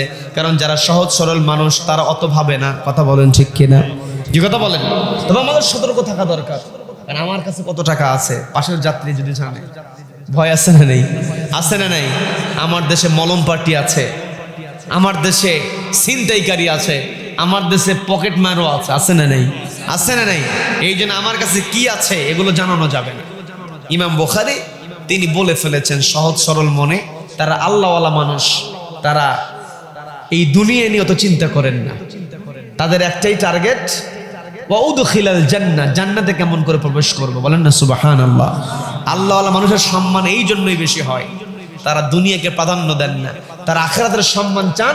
এই জন্য আল্লাহ দুনিয়াতে তাদেরকে সম্মান দিয়ে দেন। বলেন না সুবহানাল্লাহ। এই যে বিভিন্ন দরবার যেগুলো আছে, পীর সাহেবদের নাম আছে না নেই? আছে না নাই? জেনারেশনের পরে জেনারেশন দুনিয়া থেকে বিদায় হয়ে যায়, তারপরে পীর সাহেবদের নাম কিন্তু থেকেই যায়। কি কথা বলেন? জেনারেশনের পর জেনারেশন চলে যায়, যারা আলেম তাদের নাম থেকে যায়। ইমাম বুখারী সে কত আগের মানুষ, আমরা তার নামাজকে উচ্চারণ করছি একটাই কারণ, ইমাম বুখারী একমাত্র চেয়েছেন, একমাত্র সফল হতে চেয়েছেন একজনের কাছে। তিনি কে? ইমাম বুখারী রাহিমাহুল্লাহ। তিনি পাশের মানুষকে যখন বলে ফেলেছেন আমার কাছে 1000 দিনার আছে, পাশের মানুষের মনের মধ্যে তখন শয়তানের ওয়াসওয়াসা শুরু হয়ে গিয়েছে। শয়তান মানুষকে 2টা জিনিস দিয়ে ধ্বংস করতে চায়। সবাইকে বলতে হবে কয়টা জিনিস? পর্দালের মা বোনেরা শুনছেন, যে সমস্ত ভাইয়েরা আমার মাইকের আওয়াজ তাদের কানে যায়, যে যেখানে বসে আছেন এই কথার একটু মনোযোগ দিয়ে শোনেন। দুইটা জিনিস দিয়ে মানুষকে ধ্বংস করতে চায় শয়তান। 1 নাম্বার হলো লোভ। 1 নাম্বার কি বলেন? 1 নাম্বার কি? 2য় নাম্বার হচ্ছে অহংকার। যেই মানুষ লোভ এবং অহংকারকে দমন করতে পারবে ওই ব্যক্তি সফল মুজাহিদ। কি কথা বলেন? লোভ এবং অহংকার আমাকে আপনাকে নিয়ন্ত্রণ করতে হবে।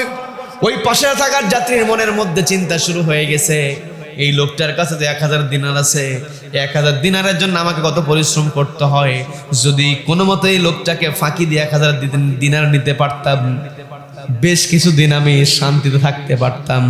দেখবেন কিছু মানুষ টার্গেটে থাকে, অন্যেরটা কেমন করে নিজের পকেটে ঢুকনা যায়, এমন টার্গেটওয়ালা কিছু কুলাঙ্গার আছে না নাই? আছে না নাই?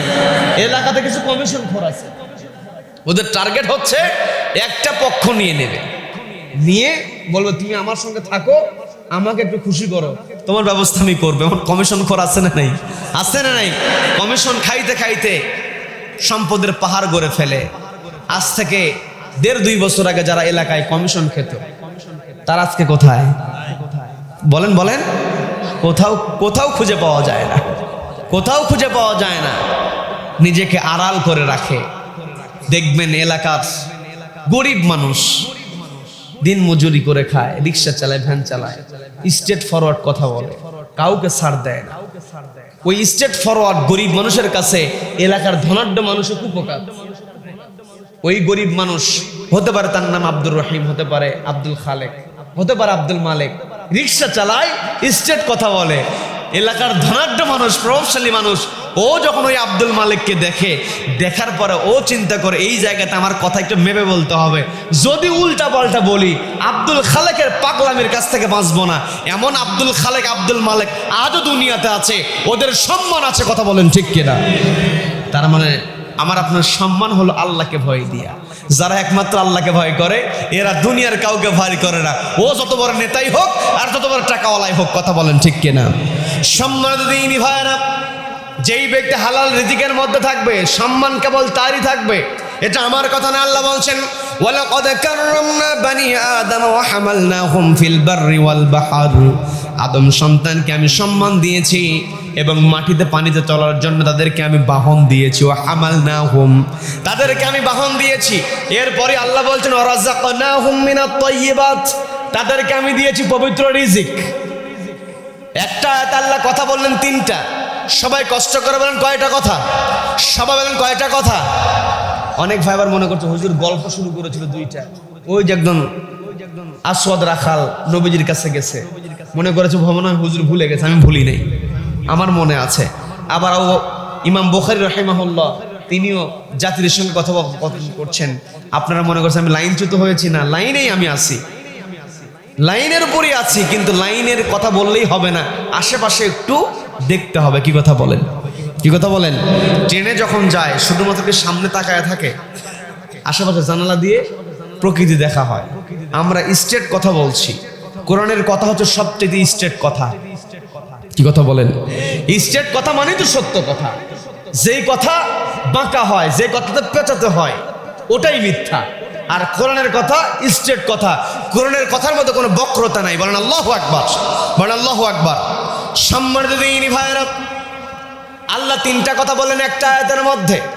এক নম্বরে বলেন ওয়ালাকাদ কাররামনা বানি আদম, আদম সন্তানকে আমি সম্মান দিয়েছি, মর্যাদা দিয়েছি। কাররামনা শব্দের অর্থ সম্মানিত করা, মর্যাদাবান দেওয়া, মর্যাদা দেওয়া। এই যে কোরআন শরীফ লেখা আছে, শরীফ শব্দের অর্থ সম্মানিত, কারীম শব্দের অর্থ হচ্ছে সম্মানিত। কারীমুন শব্দটাকে বোঝানো হয় সম্মান। সম্মান যার আছে, মর্যাদা তার আছে। কথা বলেন ঠিক কিনা? আল্লাহ বলছেন ওয়ালাকাদ কাররামনা বানি আদম, আদম সন্তানকে আমি সম্মানিত করেছি, আদম সন্তানকে মর্যাদাবান বানিয়েছি। আমি আপনি মানুষ যখন লোকালয়ের মধ্যে দিয়ে কোনো মাহুত হাতি নিয়ে আসে, সচরাচর হাতি তো লোকালয়ে দেখা যায় না, বন্যপ্রাণী বনের মধ্যে থাকে। এলাকার রাস্তা দিয়ে যখন কোনো হাতি হেঁটে যায়, এলাকার ছোট ছোট বাচ্চা হাতির পিছনে পিছনে দৌড়ায়। আছে না নাই? আছে না নাই?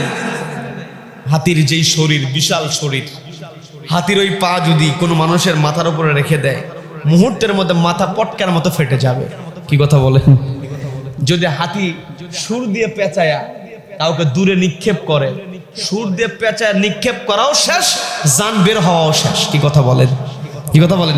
এত শক্তিশালী প্রাণী, কিন্তু ওই প্রাণীকে ওই পিঠের উপরে চড়ে নিয়ন্ত্রণ করে ছোট্ট একটা মানুষ, যাকে মাহুত বলা হয়। কি কথা বলেন? কি কথা বলেন? অনেক সময় রাস্তাতে গাড়ি নিয়ে গেলে, রাস্তাতে হাতি দাঁড় করানো থাকে, গাড়ির সামনে গিয়ে দাঁড়ায়।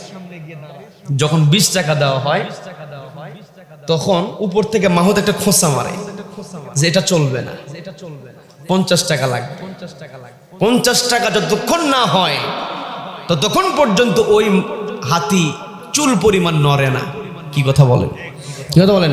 বিশাল বড় হাতি, এমন ট্রেনিং দেওয়া হয়েছে, নিয়ন্ত্রক বানিয়ে দেওয়া হয়েছে মানুষকে। এটাই মানুষের মর্যাদা। বলেন না সুবহানাল্লাহ।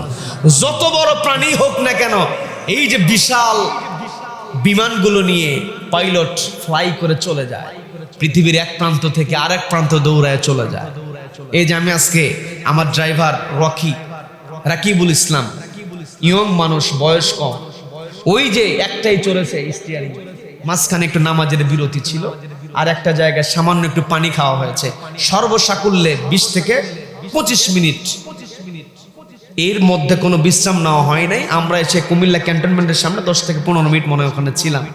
এই সামান্য বিশ্রাম নেওয়ার পর এই যে দীর্ঘ পথ, শত শত মাইল দৌড়ায় চলে আসছে। এই যে দৌড়ায় গাড়ি নিয়ে আসলো, গাড়িকে নিয়ন্ত্রণ করলো। যতই নিয়ন্ত্রণ করুক না কেন, এই নিয়ন্ত্রণের মর্যাদা একজন দিয়েছেন। তিনি কে? বলতে হবে তিনি কে? আল্লাহ বলছেন ওয়া হামালনাহুম ফিল বাররি ওয়াল বাহর, পানিতে এবং মাটিতে। এখানে আল্লাহ বলছেন বাহারি ওয়াল বাহর, ওয়াল বাররি ওয়াল বাহর, ওয়াল বাররি ওয়াল বাহর, পানিতে এবং মাটিতে। পানি মাটি বলতে কি শূন্য আকাশে বিশাল বড় বিমান নিয়ে এক প্রান্ত থেকে আরেক প্রান্তে পাইলট চলে যাচ্ছে, পাইলটের কৃতিত্ব নয়, মূলত কৃতিত্ব একজনের, তিনি কে? সম্মানিত দিনী ভাইয়েরা, এই কৃতিত্বের কথা আল্লাহ 1 নম্বরে বললেন, ওয়ালাকাদ কাররামনা বানি আদম, আদম সন্তানকে আমি সম্মান দিয়েছি। ওয়া হামালনাহুম ফিল বাররি ওয়াল বাহর, এই জমিনে চলার জন্য আমি তাদেরকে কর্তৃত্ব দিয়েছি, বাহন দিয়েছি। এরপরই রব্বুল আলামিন 3 নম্বরে যে কথাটা বললেন সেটা হলো ওয়া রাযাকনাহুম মিনাত তাইয়্যিবাত, তাদেরকে আমি দিয়েছি পবিত্র রিজিক। তার মানে যার রিজিক পবিত্র হবে না, যেই ব্যক্তি হারাম খাবে, হারামখোর যত টাকার মালিক হোক না কেন, আল্লাহর কাছে বিন্দু পরিমাণ হারামখোরের মর্যাদা নাই। কথা বলেন ঠিক কিনা? গরিব রিক্সা চালক, গরিব দিন মজুর আব্দুল মালিকের সম্মান আছে। হয়তো টাকাওয়ালা হারামখোরকে দেখে মানুষ প্রকাশ্যে সালাম দেয়, প্রকাশ্যে হাসিয়ে মুখে হাসি নিয়ে কথা বলে, যখনই আড়াল হয়ে যায় শালা বলে গালি দেয়। কি কথা বলেন? কি কথা বলেন? বলে কি বলে না? তার মানে সম্মান পেতে হয় হালালের উপরে থেকে, কোন হারামখোরের সম্মান থাকতে পারে না। সম্মানিত দিনী ভাইয়েরা, এই পৃথিবীতে কিছু মানুষ দুনিয়া থেকে বিদায় হয়ে গেলে মানুষের চোখ দিয়ে পানি পড়ে, আবার কিছু মানুষ বিদায় হয়ে গেলে মানুষ শুকরিয়া করে। কি কথা বলেন? যখন করে হারামখোরের বিদায় হয়ে যায় মানুষ স্বস্তি পায়, আর যখন কোনো হালাল রিজিকের উপরে যেই মানুষটা দুনিয়াতে চলেছে, অন্যায় কাজ করে নাই, সত্য কথা বলেছে, আল্লাহকে ভয় করেছে, সত্যবাদীদের সঙ্গী হয়ে থেকেছে, ওই মানুষ যখন দুনিয়া থেকে বিদায় হয়ে যায় মানুষের চোখ দিয়ে অটোমেটিক পানি বের হয়ে যায়। এই জন্য আমার আপনার জীবনটা কেমন করে সুন্দর করে সাজাতে হবে, জীবনটা সুন্দর করে সাজাতে হবে। দুনিয়াতে আমি আপনি থাকবো না, এই পৃথিবী ছেড়ে আমাকে আপনাকে চলে যেতে হবে। আল্লাহর ভয় অন্তরে নিয়ে যদি দুনিয়া থেকে বিদায় হতে পারি, দুনিয়ার মানুষ আমাকে আপনাকে সম্মান দেবে, আখিরাতে মর্যাদা একজন দেবেন, তিনি কে? আল্লাহর কাছে মর্যাদা পেতে হলে আমাকে আপনাকে সৎ কাজের আদেশ দিতে হবে। শুধুমাত্র নিজে একাকে সৎ কাজ করব তা কিন্তু নয়, নিজে সৎ কাজ করতে হবে, সৎ কাজের আদেশ দিতে হবে। একাকি খারাপ কাজ থেকে দূরে থাকবো তা নয়, নিজে খারাপ কাজ থেকে দূরে থাকবো, অন্যকেও খারাপ কাজ থেকে দূরে রাখবো। নিজে পর্দা করব, অন্যকে পর্দা করতে উৎসাহিত করব। কি কথা বলেন? কি কথা বলেন? কিন্তু কষ্ট নিয়ে বলতে হয়, কিছু মা বোনেরা আছে নিজে তো পর্দা করেই না, আবার অন্যকেও পর্দা করলে টিটকেরি করে, আছে না নাই? কষ্ট নিয়ে বলতে হয়, দেশের সর্বোচ্চ বিদ্যাপীঠ ইউনিভার্সিটিগুলোতে মেয়েরা নেকাব পড়লে পরীক্ষায় বসতে দিত না, এমনও কুলাঙ্গার আছে। কথা বলেন? কি কথা বলেন? বোরকা দেখলে নাক ছিটকায়, বোরকা দেখলে বলে যে সে গেলে পড়ে আছে।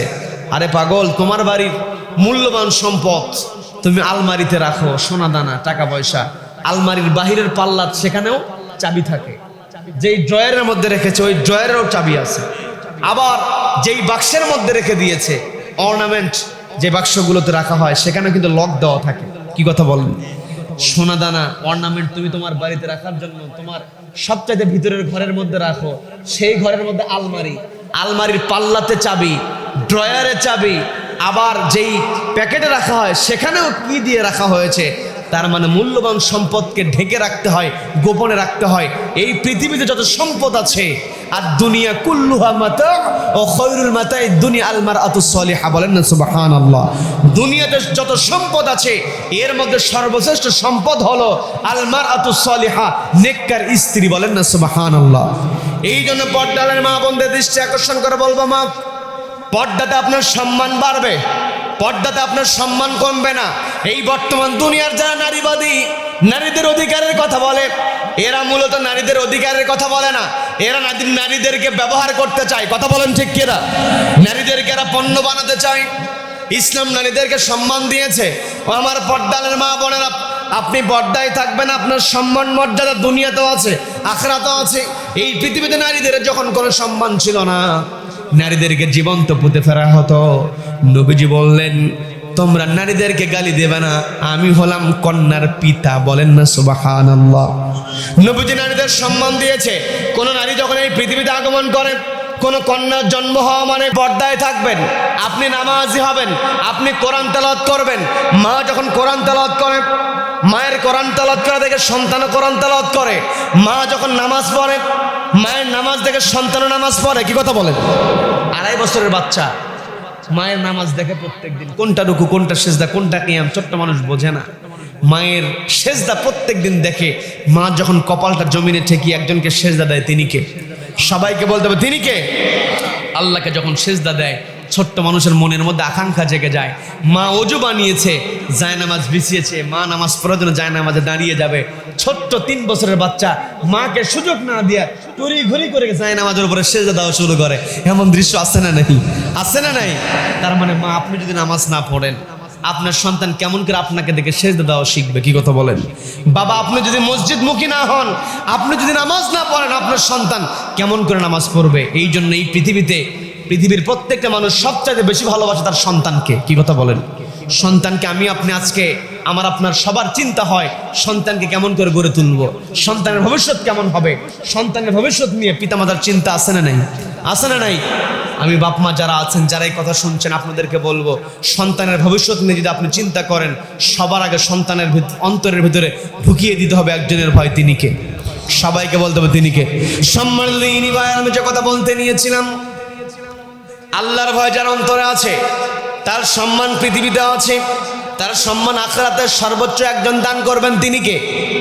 নবীজির জীবনী লিখেছেন ইমাম বুখারী রাহিমাহুল্লাহ। নবীজির জীবনী বলতে নবীজির জীবনের যে কর্মগুলো আছে, নবীজির যে কথাগুলো আছে, নবীজির যে কর্মগুলো আছে, নবীজির যে আমলগুলো আছে, অথেন্টিক সোর্সে ইমাম বুখারী সেগুলো কালেক্ট করেছেন।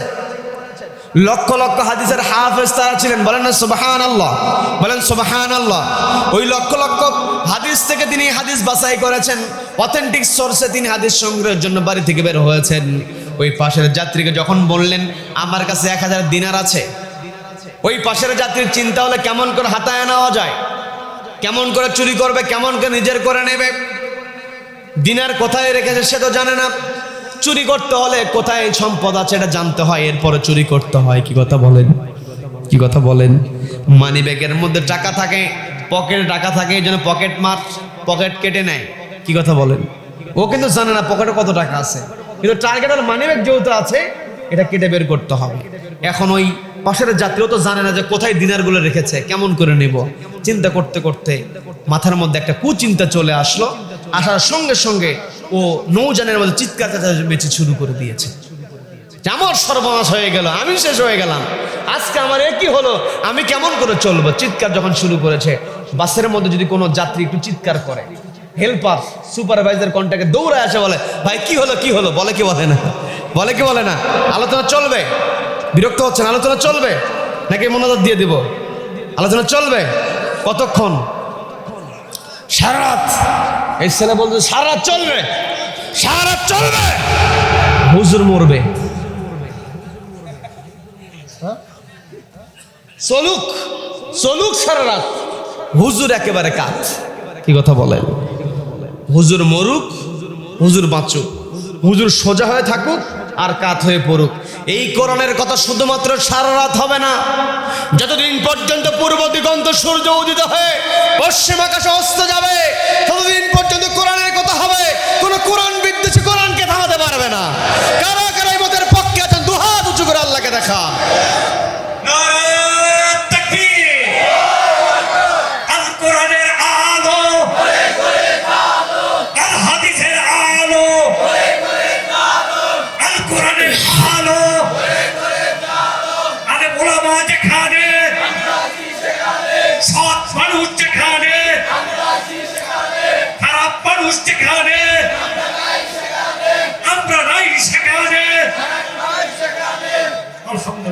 আল্লাহ আমাদের সকলকে কবুল করেন, বলেন আমিন, বলেন আমিন। সম্মানিত দিনী ভাইরা, ইমাম বুখারী 1000 দিনার তার সংগ্রহে রেখে দিয়েছেন। ওই মাঝখানে গিয়ে নৌযানের মধ্যে সহযাত্রী চিৎকার চেঁচামেচি শুরু করে দিয়েছে, হায় হায় আমার কি হলো, আমার 1000 দিনার কোথায় গেল। নৌযানের লোক গাড়িতে যেমন কোনো যাত্রী কথা বললে সমস্যায় পড়লে সুপারভাইজার কন্ট্রাক্টর হেল্পার এগিয়ে আসে। ওই নৌযানের যারা দায়িত্বে ছিল এগিয়ে এসে বলছে তোমার কি হয়েছে ভালো করে বলো। অস্থির হয়, চিৎকার চেঁচামেচির দরকার নাই, কি হয়েছে বলো। বলা হলো আমি যখন এই নৌযানে চড়েছি, আমার সঙ্গে 1000 দিনার ছিল, এখন দেখছি 1000 দিনার আমার কাছে নাই, কে যেন চুরি করেছে। বলেন নাউযুবিল্লাহ। 1000 দিনার কিন্তু ওর না, কিন্তু ভালো করে জানে এই 1000 দিনার এই নৌজানের আর কেউ জানে না। ইমাম ওই বুখারীর কাছে যে আছে, আমার পাশের যাত্রীর কাছে যে 1000 দিনার আছে, এটা আমি জানি আর সে জানে, এছাড়া কেউ জানে না। কারণ দুইজন যখন উপস্থিত হয়েছে, দুইজনই কথোপকথন করেছি, মাঝখানে তৃতীয় কেউ আসে নাই। এখন যদি আমি বলি 1000 দিনার আমার হারিয়ে গিয়েছে, যদি দেহ সার্চ করা হয়, তল্লাশি করা হয়, ব্যাগগুলো খোঁজা হয়, তল্লাশি করে যখন এই ব্যক্তির কাছে 1000 দিনার পেয়ে যাবে, ব্যক্তির দিনার হলেও চোর সাব্যস্ত হবে। যেহেতু আমি অভিযোগ করেছি, ওই দিনারের মালিক আমি হয়ে যাব। কৌশল অপকৌশল আছে না নাই? আজও কিছু মানুষ আছে এমন প্যাচ লাগায়া দেয়, কয় এমন প্যাচ লাগায়া দিছি, আমার কাছে না আসলে প্যাচ খুলবেই না। এমন কিছু লোক আছে না নাই? আছে না নাই? এই প্যাচ লাগায় নিজেকে অনেক বড় বুদ্ধিমান মনে করে যে আমি তো কামের কাম করে ফেললাম। আসলে কামের কামও কিছুই করলো না, জাহান্নামটাকে এগিয়ে নিয়ে আসলো। কথা বলেন ঠিক কিনা? কি কথা বলেন? এই দুনিয়াতে মানুষকে ঠকানো যাবে না। আল্লাহ বলছেন রাযাকনাহুম মিনাত তাইয়্যিবাত। সম্মানিত মানুষ যারা হবে, সম্মানিত আদম সন্তান যারা হবে, তারা মানুষকে কখনো ঠকাবে না। কি কথা বলেন? অন্যের সম্পদ হাতিয়ে নেওয়া যাবে না, অন্যের সম্পদের উপরে চাঁদাবাজি করা যাবে না। কষ্ট নিয়ে বলতে হয়, মুরাদনগরের কোনো কৃষক ভাই আলুর আবাদ করে অথবা সবজি চাষ করেছে, লাউয়ের আবাদ করেছে, লাউটা বিক্রি করেছে 25 টাকা দরে। কত টাকা বলেন? কত টাকা? 25 টাকা দরে লাউ বিক্রি করেছে আপনাদের কোম্পানিগঞ্জ হাটে, পাইকারি দরে বিক্রি করে দিয়েছে। ঢাকায় যখন 25 টাকার লাউটা চলে গিয়েছে, ওই কারওয়ান বাজারে যখন গাড়ি থেকে নামানো হয়েছে, নামানোর সঙ্গে সঙ্গে আব্দুর রহিম ভাই কোম্পানিগঞ্জে বিক্রি করলো 25 টাকায়, ঢাকায় পৌঁছার সঙ্গে সঙ্গে হয়ে যায় 75 টাকা। কি কথা বলেন? আছে না নাই? এর কারণ হলো মোড়ে মোড়ে চাঁদাবাজদের সিন্ডিকেট থাকে। একটা এরিয়া ছেড়ে যখন আর একটা এরিয়াতে ট্রাক চলে যায়, চাঁদা দিতে হয়। আছে না নাই? আছে না নাই? আসতে বলতেছে। এই চাঁদাবাজরা হলো পৃথিবীর সবচাইতে বড় ফাসাদ তৈরিকারী। কি কথা বলেন? এই চাঁদাবাজদের চাঁদাবাজির কারণে মানুষের জীবন দুর্বিষহ হয়ে যায়। কথা বলেন ঠিক কিনা? আল্লাহর কোরআন স্পষ্ট বলে দিয়েছে, এই পৃথিবীতে যারা ফাসাদ তৈরি করবে, যারা মানুষের জীবনে বিপর্যয় নিয়ে আসবে, সূরা মাইদার 33 নম্বর আয়াত, 5 নম্বর সূরা। সবাই বলেন তো কত নম্বর সূরা? 5 নম্বর সূরা, সূরা মাইদার 33 নম্বর আয়াতে বলছেন, যেই ব্যক্তি জমিনে ফাসাদ তৈরি করবে, মানুষের জীবনে বিপর্যয় নিয়ে আসবে, আও তুকাত্তা আইদিহিম ওয়া আরজুলুহুম মিন খিলাফ, ওই বিপর্যয়কারীদের হাত পা বিপরীতভাবে কেটে দিতে হবে। তার মানে ফাসাদ তৈরি করি এই চাঁদাবাজদের শাস্তি হলো এক হাত এক পা বিপরীতভাবে কাটো। এটা আমার কথা না, কার কথা? বলেন বলেন কার কথা? কারো যদি দলিলের প্রয়োজন হয়, আমি আবারও বলছি, 5 নম্বর সূরা, সূরা মাইদা 5 নম্বর সূরা। কত নম্বর সূরা? 5 নম্বর সূরা, সূরা মাইদার 33 নম্বর আয়াতে আল্লাহ বলছেন, আও তুকাত্তা আইদিহিম ওয়া আরজুলুহুম মিন খিলাফ। ডান হাত কাটলে বাম পা, বাম হাত কাটলে ডান পা।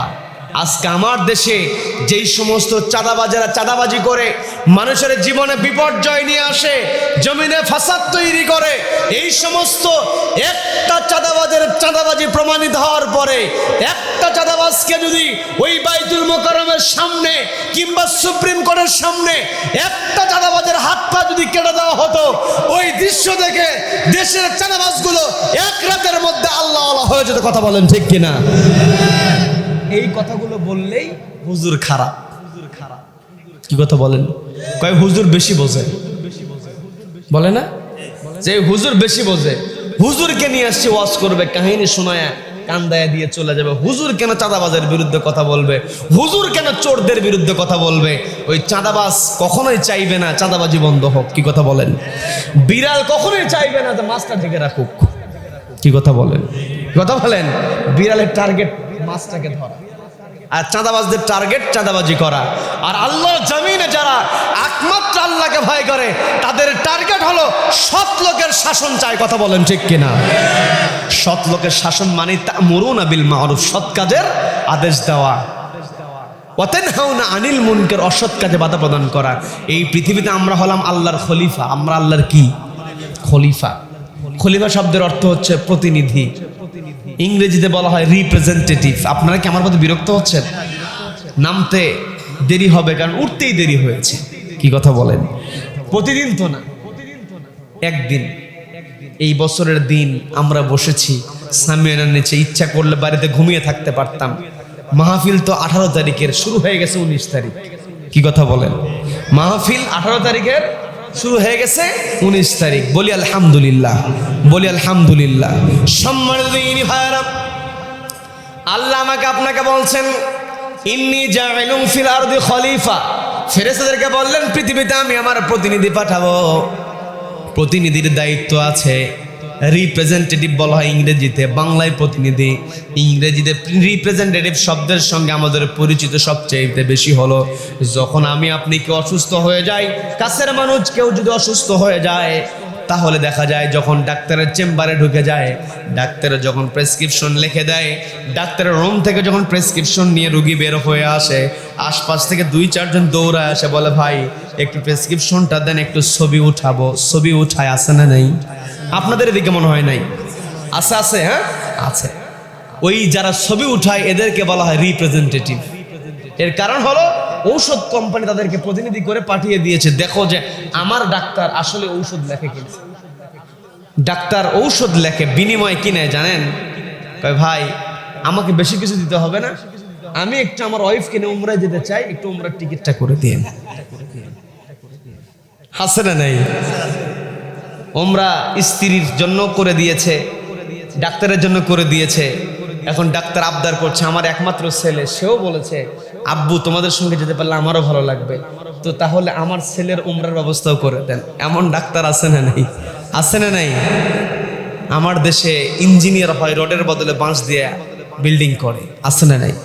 রডের বদলে বাঁশ দিয়ে ব্রিজ করে, আছে না নাই? আছে না নাই? এই সমস্ত ইঞ্জিনিয়ার যারা, এই সমস্ত ডাক্তার যারা, এরা কিন্তু কম মেধার অধিকারী না। এদের মেধা কিন্তু অনেক, কিন্তু এদের মেধার মধ্যে আল্লাহর ভয় নাই। কি কথা বলেন? আল্লাহর ভয় তো বাপ মা ঢুকিয়ে দিতে পারে না। বাপ মায়ের টার্গেট ছিল আমার সন্তান বড় হলে কেমন টাকার পাহাড় হবে, আমার সন্তান কেমন করে জমি জমা অনেক করতে পারবে, ব্যাংক ব্যালেন্স বাড়াতে পারবে। পিতামাতার টার্গেট ওটাই ছিল। সন্তান আল্লাহকে ভয় করে না, যার কারণে ডাক্তার নামক কসাই হয়েছে। কথা বলেন ঠিক কিনা? ইঞ্জিনিয়ার নামে চোর হয়েছে। কথা বলেন ঠিক কিনা? তবে ভালো ইঞ্জিনিয়ারও আছে, ভালো ডাক্তারও আছে। কি কথা বলেন? আছে, ভালো ডাক্তার অনেক আছে। হাসপাতালে চলে যান, দেখবেন এত সুন্দর করে সেবা দিয়ে দেয়, বিন্দু পরিমাণ বিরক্তি নেই। গরিব মানুষ বলেছে স্যার আমার তো ভিজিট দিতে কষ্ট হয়, এমনও ডাক্তার আছে ভিজিট তো নেই না, ওই ঔষধ কোম্পানি ঔষধ লেখার জন্য ডাক্তারের কাছে ফ্রি ঔষধ দিয়ে যায়, ডাক্তার ওই ওষুধগুলো গরিব মানুষদেরকে দিয়ে দেয়। এমন ডাক্তার অনেক দেখেছি। এই ভালো ডাক্তারগুলো আছে বলেই আজও পৃথিবী টিকে আছে। কথা বলেন ঠিক কিনা? সম্মানিত দিনী ভাইয়েরা, কথা অনেক বলছি, এক রাতে অনেক দূর থেকে এসেছি, কিছু কথা বলার দরকার আছে না নাই?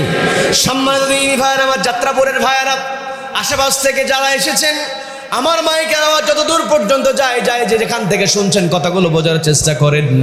এই পৃথিবীতে মানুষকে ঠকালে কেউ বড় হতে পারে না, মানুষকে ঠকালে কেউ ব্রেনি হতে পারে না, মেধাবী হতে পারে না। মানুষকে ঠকানো মানে নিজেই বোকা হয়ে যাওয়া। কথা বলেন ঠিক কিনা? আজকে তুমি যাকে ঠকাচ্ছ সে লাভবান হয়ে যাচ্ছে। কি কথা বলেন? হয়তো সাময়িক তার ক্ষতি হয়, কিন্তু মূলত যে ঠকে যায় ও মূলত জিতে যায়, আর যে ঠকায় ও হেরে যায়, ও বিপদে পড়ে যায়। সম্মানিত বন্ধুগণ, ইমাম বুখারীকে ঠকানোর জন্য চিৎকার চেঁচামেচি শুরু করে দিয়েছে। ওই নৌজানের লোকেরা বলছে কি হয়েছে, আমরা কি করতে পারি? বলছে আমার 1000 দিনার খুঁজে পাই না, সকল যাত্রীকে আমি সার্চ করব, তল্লাশি করব, সকলের ব্যাগগুলো দেখব, দেহগুলো সার্চ করব।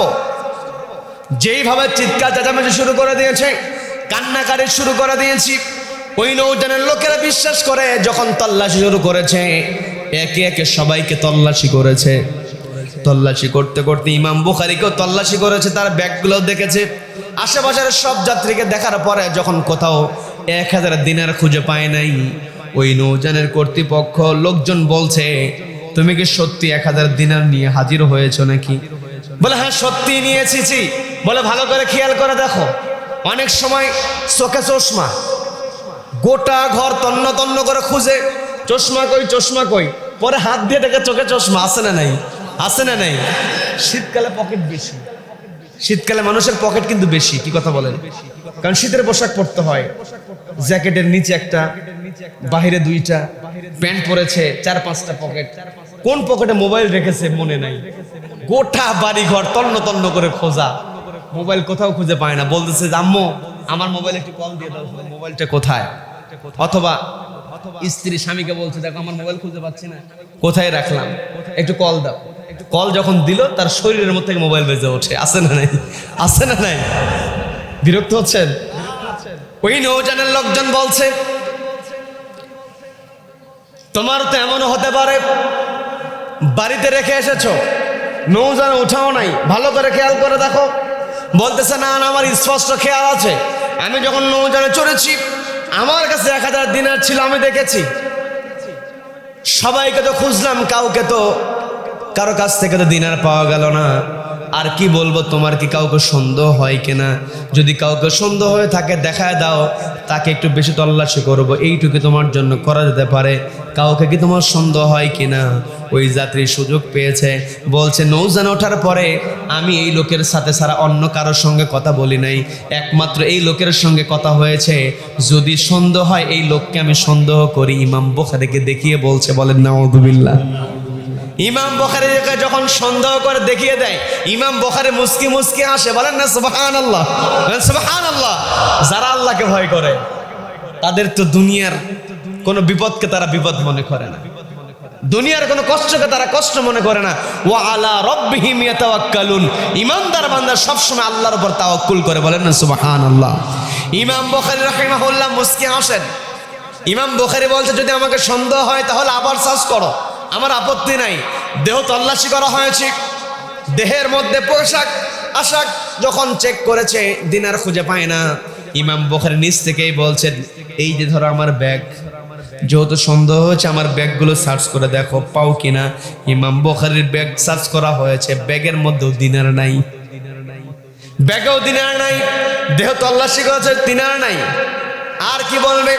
ওই নৌযানের লোকেরা রেগে গেল, বলতেছি তোমাকে দেখেই তো মনে হয় না, আমার তো ভুল হয়ে গেছে যে তোমাকে দেখে আমি মনে করেছি 1000 দিনার তোমার কাছে থাকবেই না, চেহারা দেখলেই বোঝা যায়। ঝাড়ি আছে না নাই, আছে না নাই। শুরুর দিকে ইমাম বুখারীকে যখন ইঙ্গিত করে দেখিয়ে দিয়েছে, অনেকে মন্তব্য করেছে লোকটাকে দেখে তো ভালো মনে হয়। ইমাম বুখারী পাগড়ি পরা ছিলেন, পোশাক আশাক সুন্দর ছিল, দাঁড়িয়ে ছিল, শুভ্র মানুষ ছিলেন। দেখে অনেকে বলছে লোকটাকে দেখে ভালো মানুষ মনে হয়, এই মানুষের মধ্যে এই কাম। কি কথা বলেন, আছে না নাই, আছে না নাই। হুজুর মানুষের ব্যাপারে যদি কেউ সামান্য নেগেটিভ কথা বলে, ওটা প্রমাণ হওয়ার আগেই গোটা এলাকা হয়ে যায় এই হুজুরকে এত ভালো মনে করলাম, এই হুজুরের মধ্যে এই কাজ। অথচ দেখা যাবে হুজুরকে ফেসে দেওয়া হয়েছে, এমন আছে না নাই, আছে না নাই। আমাদের কোরআনের পাখি এই যে আজকে এখানে হেডলাইন দেওয়া হয়েছে তাফসিরুল কোরআন মাহফিল। আগের দিন এখানে অনেক মুরব্বীরা বসে আছেন, অনেক বাপজানেরা বসে আছেন। আগের দিনে যখন মাহফিল গুলো হতো লেখা হতো ইসালে সওয়াব সভা, কি কথা বলেন, লেখা হতো ওয়াজ মাহফিল। এগুলোই তো আমাদের ঐতিহ্য, এগুলো আমাদের সংস্কৃতি। প্রত্যেক বছরের শীতকালে আলেম ওলামা আসবেন, পীর মাশায়েখরা আসবেন, আল্লাহওয়ালা ব্যক্তিরা আসবেন, ওয়াজ নসিহত করবেন, এগুলোই আমাদের সংস্কৃতি। কি কথা বলেন। আগের দিন ওয়াজ মাহফিল লেখা হতো আজিমুস শান মাহফিল, ইসালে সওয়াব সভা, ধর্মীয় সভা, ইসলামের সম্মেলন, এগুলো লেখা হতো। কিন্তু এখন বাংলাদেশের গ্রামগঞ্জে প্রত্যন্ত অঞ্চলে যেখানে যাবেন, আরেকদিন একটা মাহফিলের দেখলাম লেখা আছে বিরাট ইসালে সওয়াব সভা ও তাফসিরুল কোরআন মাহফিল, মানে দুইটাই রেখে দিয়েছে। বলি আলহামদুলিল্লাহ, বলি আলহামদুলিল্লাহ। আগের দিনে ইসালে সওয়াব লেখা থাকতো, এখন তাফসিরুল কোরআন লেখা হয়।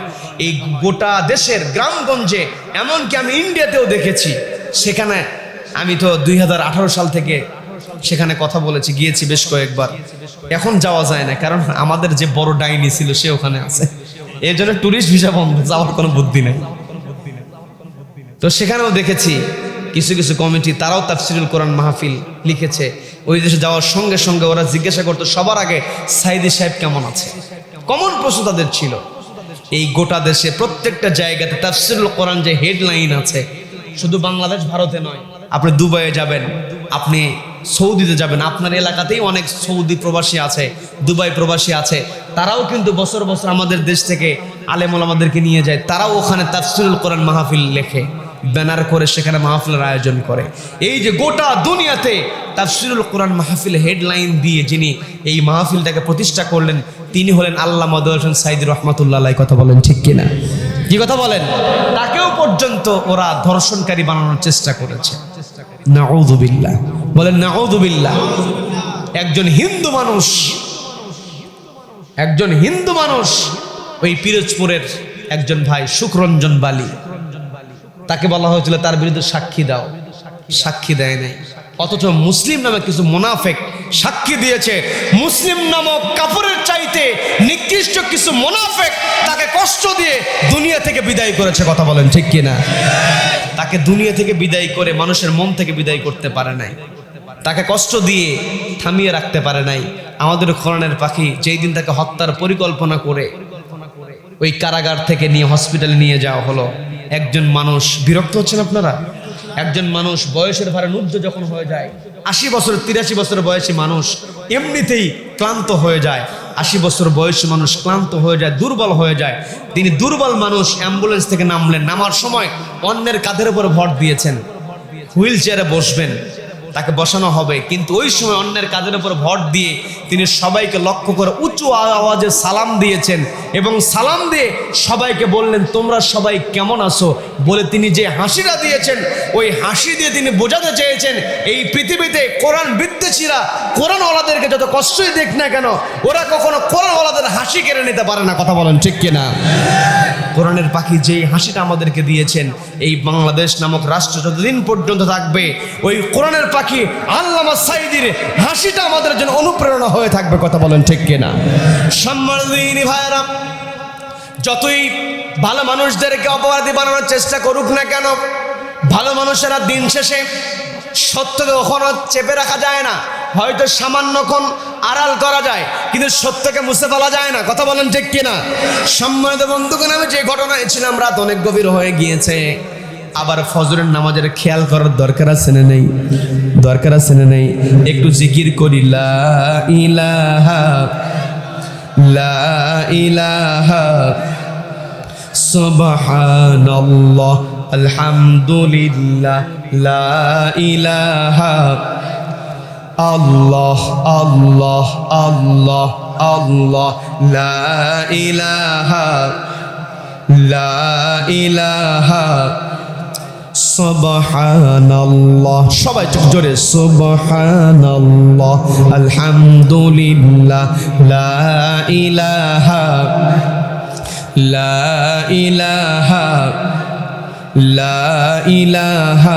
ইল্লাল্লাহ আল্লাহ আল্লাহ। জোরে সবাই আল্লাহ আল্লাহ আল্লাহ।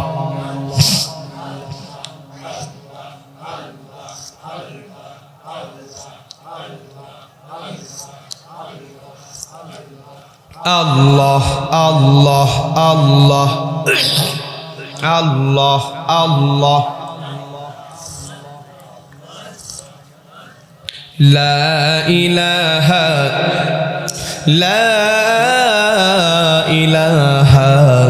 ইল্লাল্লাহ মুহাম্মাদুর রাসূলুল্লাহ সাল্লাল্লাহু। সম্মানিত দিনী ভাইরা, আমি যে কথা বলতে নিয়েছিলাম, যে ঘটনা বলতে নিয়েছিলাম, ইমাম বুখারীর ব্যাপারেও কিছু মানুষ সন্দেহ করেছে, কথা বলেছে যে লোকটাকে ভালো মনে হয়, কিন্তু এই লোকের মধ্যে এমন কাম ইমাম বুখারী বিন্দু পরিমাণ ভয় পায় নাই। আজও দেখবেন আলেম ওলামাদের বিরুদ্ধে বিভিন্ন তকমা দেওয়া হয়, বিভিন্ন গালিগালাজ করা হয়, আলেম ওলামা কিছুই মনে করে না, কারণ আলেম ওলামা একজনকে প্রাধান্য দিয়ে থাকে, তিনি হলেন একজন। তিনি কে? সবাইকে বলতে হবে তিনি কে। ইমাম বুখারীর কাছে যখন তল্লাশি করে দিনার খুঁজে পায় না, ওই ব্যক্তিকে ধমক খেয়ে আর কিছুই বলে না, চুপ করে আছে। ও চিন্তায় পড়ে গেছে, যেই লোকটা আমাকে এই কথা বলেছে, ইমাম বুখারীকে দেখে মনে হয় তিনি সত্য কথা বলেন। যাদেরকে আমরা আলেম ওলামা, যাদেরকে আমরা মনে করি, যাদেরকে আমরা দেখি, যাদেরকে আমরা আল্লাহওয়ালা মনে করি, পোশাক আশাক ভালো, প্রথম দর্শনে কিন্তু আমরা তাকে ভালো মানুষ মনে করে নিয়ে থাকি। ওই লোক চিন্তা করছে এই লোকটাকে তো ভালো মানুষ মনে হয়, এত সুন্দর করে কথা বলেছে ভালো মানুষ, এই লোক তো মিথ্যা কথা বলতে পারে না।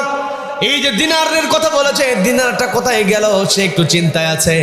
ইমাম বুখারীর কাছে যে বসে থাকবে সে সাহসটা ওর নাই, কারণ যে কাণ্ড ঘটিয়েছে ইমাম বুখারীর কাছে কি আর বসে থাকতে পারবে নাকি? ইমাম বুখারীর কাছ থেকে দূরে গিয়ে বসে আছে। ইমাম বুখারী ডাক দিলেন, ডাক দিয়ে বলছেন, তোমার কি কোনো কথা আছে নাকি, আমার কাছে কিছু বলতে চাও নাকি? ইমাম বুখারী যখন এই প্রস্তাব দিয়েছে, ওই সহযাত্রী বলতেছে, আমার বড় জানার আগ্রহ, সেটা হলো আপনাকে তো দেখে মনে হয় আপনি ভালো মানুষ, সত্য কথা বলেন। আপনি যখন আমাকে লঞ্চের মধ্যে নৌযানের মধ্যে ওঠার পরে আমাকে বললেন আপনার কাছে 1000 দিনার আছে, এটার লোভে পড়ে আমি 1000 দিনার তল্লাশি শুরু করে দিলাম, কিন্তু আপনি তো 1000 দিনারের কথা বলেছেন, তল্লাশি করে দিনার খুঁজে পেলাম না। দিনার কি আপনি সত্যিই নিয়ে উঠেছিলেন কিনা? ইমাম বুখারী বলছেন, আমি কখনো মিথ্যা কথা বলি না, সব সময় সত্য কথা বলার চেষ্টা আমি করি। তোমাকে আমি সত্যই বলেছি, আমি 1000 দিনার নিয়ে নৌযানে উঠেছি। যদি 1000 দিনার নিয়ে আপনি নৌযানে উঠেই থাকেন, তাহলে দিনার কোথায় জানতে চাই। আপনারা শুনবেন নাকি মনোযোগ দেব? সবাইকে উদ্দেশ্য করে চিৎকার চেঁচামেচি শুরু করে দিয়েছ, তোমার দিরহাম হারিয়ে গিয়েছে, 1000 দিরহাম হারিয়ে গিয়েছে। কৌশল করে আমার কাছ থেকে আমার দিরহাম নিয়ে আমাকে চোর বানানোর চেষ্টা করেছ। তখনই তো আমি সিদ্ধান্ত নিয়েছি, আমি সিদ্ধান্ত নিলাম, আমি একবার ভেবে দেখলাম এই দিনারগুলো তো আমার, দিনারগুলো যতই আমার কাছে খুঁজে পাক না কেন, এই দিনারের বর্ণনা তুমি দিতে পারবা না। কি কথা বলেন? এখানে যদি কারো মোবাইল হেরে যায় অথবা পকেট থেকে মানি ব্যাগ পড়ে যায়, এখান থেকে আমার ভাই সিরাজুল ভাই ঘোষণা দিয়ে বলবে এখানে একটা মোবাইল পাওয়া গেছে, একটা মানি ব্যাগ পাওয়া গেছে, উপযুক্ত প্রমাণ দিয়ে নিয়ে যাবেন। কি বলবে না? উপযুক্ত প্রমাণ না দিলে এক মোবাইলের মালিক হয়ে যাবে 100 জন। কি কথা বলেন? কি কথা বলেন? ইমাম বুখারী বলছেন, আমার দিনার প্রমাণ দিয়ে আমি মালিক হব, এটা আমার সুযোগ আছে। তুমি তো দিনারের বর্ণনা দিতে পারবা না, তুমি আমার কাছ থেকে দিনার নিতে পারতে না, প্রমাণ তুমি দিতে পারতে না। কিন্তু যখন আমার কাছে দিনার খুঁজে পাওয়া যেত, তখন কিছু সময়ের জন্য আমি অভিযুক্ত হতাম, আমাকে চোর বলা হতো। আর আমি তো নবীজির হাদিসগুলো সংগ্রহ করি, আমাকে যদি চোর সাব্যস্ত করা হয়, আমি যতই প্রমাণিত হই না কেন যে আমি চুরি করি নাই, কিন্তু যারা আমার শত্রু, যারা আমার বিপরীতে যারা আছে, এরা আমার ওই ক্ষণিক সময়ের চোরের অভিযোগকেই সামনে এনে বলবে যে অমুক চোর। কি কথা বলেন? কি কথা বলেন? তা আমাকে চোর বলা মানে নবীজির হাদিস নিয়ে প্রশ্ন উত্থাপন করা। কারণ আমার জীবনে যদি চোরের তকমা থেকে থাকে, তখন যারা নবী বিদ্বেষী যারা হবে, নবীজির বিরোধিতা, নবীজির সমসাময়িক সময় শুধু হয় নাই, আজও পৃথিবীতে নবীর বিরোধিতা করে এমন কিছু কুলাঙ্গার আছে না নাই? আছে না নাই? ইমাম বুখারী বলছেন, আমার জীবনে চোরের তকমা আসুক, এটা আমি চাই নাই। আমি চিন্তা করেছি নবীজির জীবনী নিয়ে, নবীজির আমল নিয়ে, নবীজির হাদিস নিয়ে কেউ কোনো কটূক্তি করুক, নবীজির হাদিস আমি সংগ্রহ করি, আমাকে চোর বলে আমাকে টিটকারি করুক, এটা আমি চাই নাই। এই জন্য ওই সময়টাতে যখন তুমি চিৎকার চেঁচামেচি শুরু করেছো, আমি আমার দিনারগুলো বের করে ওই জায়গার পানির মধ্যে ফেলে দিয়েছি। বলেন আল্লাহু আকবার, বলেন আল্লাহু আকবার। ইমাম বুখারী যখন পানির মধ্যে দিনার ফেলে দিলেন, তখন তার মনের মধ্যে এই চিন্তাও ছিল, এই দিনারগুলো নিয়ে আমার দীর্ঘদিনের পথ চলতে হবে, আমি কেমন করে চলবো। যখন তার মনের মধ্যে প্রশ্ন এসেছে, তিনি তাওয়াক্কুল করেছেন একজনের উপর। তিনি কে? সবাইকে বলতে হবে তিনি কে? আল্লাহকে। আমাকে আপনাকে আল্লাহর উপর তাওয়াক্কুল করতে হবে। আমি আপনি সৎ কাজের আদেশ দিতে গেলে, অসৎ কাজে বাধা প্রদান করতে গেলে আমার আপনার বিপদ আসতে পারে, আমার আপনার ব্যবসা প্রতিষ্ঠান ভেঙে দিতে পারে। আছে না নাই? আছে না নাই? হক কথা বলার কারণে আমার আপনার শরীর থেকে রক্ত ঝরাতে পারে, আমার আপনার হতাশ হওয়া যাবে না। আমি আপনি যদি চিন্তা করি, আমি যদি এখানে হক কথা বলি, আমাকে এই জায়গার ব্যবসা করতে দিবে না, পরিবার নিয়ে কেমন করে চলবো, পরিবার খাবে কি, এমন চিন্তা আমাদের ভিতরে আসে না নাই? কিন্তু এই পৃথিবীতে আমরা সবাই রিজিক নিয়ে এসেছি, আমার আপনার তকদিরে যা আছে সেটাই ঘটবে। আমি আপনি যেভাবেই চলি না কেন, আমার আপনার যে ভাগ্য আছে, তাকদিরের প্রতি ঈমান আমার আপনার আসে না নাই? আছে না নাই? ঈমানের মেইন যে 7টা স্তর যেটা আছে, এখানে এই জায়গাতে তাকদিরের প্রতি ঈমান আছে না নাই? আছে না নাই? আছে। তার মানে তাকদীরের প্রতি বিশ্বাস স্থাপন করতে হবে। আর আমাকে আপনাকে চেষ্টা করতে হবে। আমি আপনি পৃথিবীতে এসেছি, আল্লাহ আমাকে আপনাকে রিপ্রেজেন্টেটিভ বানিয়েছেন। ঔষধ কোম্পানির রিপ্রেজেন্টেটিভ যদি এসে ডাক্তার ঔষধ লিখলো কিনা এটা দেখে, তাহলে আমাকে আপনাকে আল্লাহ পৃথিবীতে পাঠিয়েছেন। আমরা রিপ্রেজেন্টেটিভ, আমাদের দায়িত্ব আছে না নাই? আমাদের দায়িত্ব হলো নিজেরা ভালো কাজ করব, নিজেরা সৎ কাজ করব। সেই সৎ কাজ প্রতিষ্ঠার জন্য আমাকে আপনাকে চেষ্টা করতে হবে, আমাকে আপনাকে আন্দোলন সংগ্রাম করতে হবে। নিজে খারাপ কাজ থেকে দূরে থাকবো, এই খারাপ কাজকে বাধা দেওয়ার জন্য আমাকে আপনাকে ঐক্যবদ্ধভাবে প্রচেষ্টা চালিয়ে যেতে হবে। আর তাওয়াক্কুল করতে হবে কার উপরে? এটা আমার কথা নয়, সূরা বানী ইসরাঈল, সূরা আলে ইমরানের 110 নম্বর আয়াত, 3 নম্বর সূরা। সবাই বলেন কত নম্বর সূরা? একটু জোরে বলেন, কয় নম্বর সূরা? 3 নম্বর সূরা, সূরা আল ইমরানের 110 নম্বর আয়াত। আল্লাহ বলছেন, তা'মুরুনা বিল মারুফ, তোমরা সৎ কাজের আদেশ দাও, ওয়া তানহাউনা আনিল মুনকার, অসৎ কাজে বাধা প্রদান করো, ওয়া তু'মিনুনা বিল্লাহ, ঈমান আনো কার উপরে? আল্লাহর প্রতি আমাদের ঈমান আছে না নাই? আছে না নাই? আল্লাহর প্রতি ঈমান যদি আমার আপনার ভিতরে থাকে, তাহলে আমাকে আপনাকে সৎ কাজের আদেশের কর্মী হতে হবে, অসৎ কাজে বাধা প্রদানকারী ঈমানদার হতে হবে। আর ভয় করবো আমরা একজনকে, তিনি কে? আল্লাহ বলছেন, ইত্তাকুল্লাহ, আমি আল্লাহ, আমাকে ভয় করো, ওয়া কুনু মা'আস সাদিকিন, সত্যবাদীদের সঙ্গী হয়ে যাও। আমরা যদি সত্যবাদীদের সঙ্গী হয়ে এক কাতারে একতাবদ্ধ হতে পারি, তবে আমরা এই বাংলার জমিনে সৎ কাজের আদেশ প্রতিষ্ঠা করতে পারবো, অসৎ কাজে বাধা প্রদান করতে পারবো।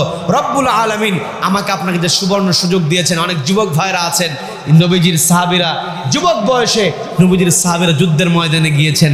আমি বলতে নিয়েছিলাম রাফি ইবনে খাদিজ রাদিয়াল্লাহু তাআলা আনহু, তিনি ছোট্ট মানুষ, বদর অনুমতি পান নাই, উহুদে নবীজির কাছ থেকে অনুমতি নিলেন, যুদ্ধের ময়দানে তীরবিদ্ধ হলেন, নবীজি খুশি হলেন।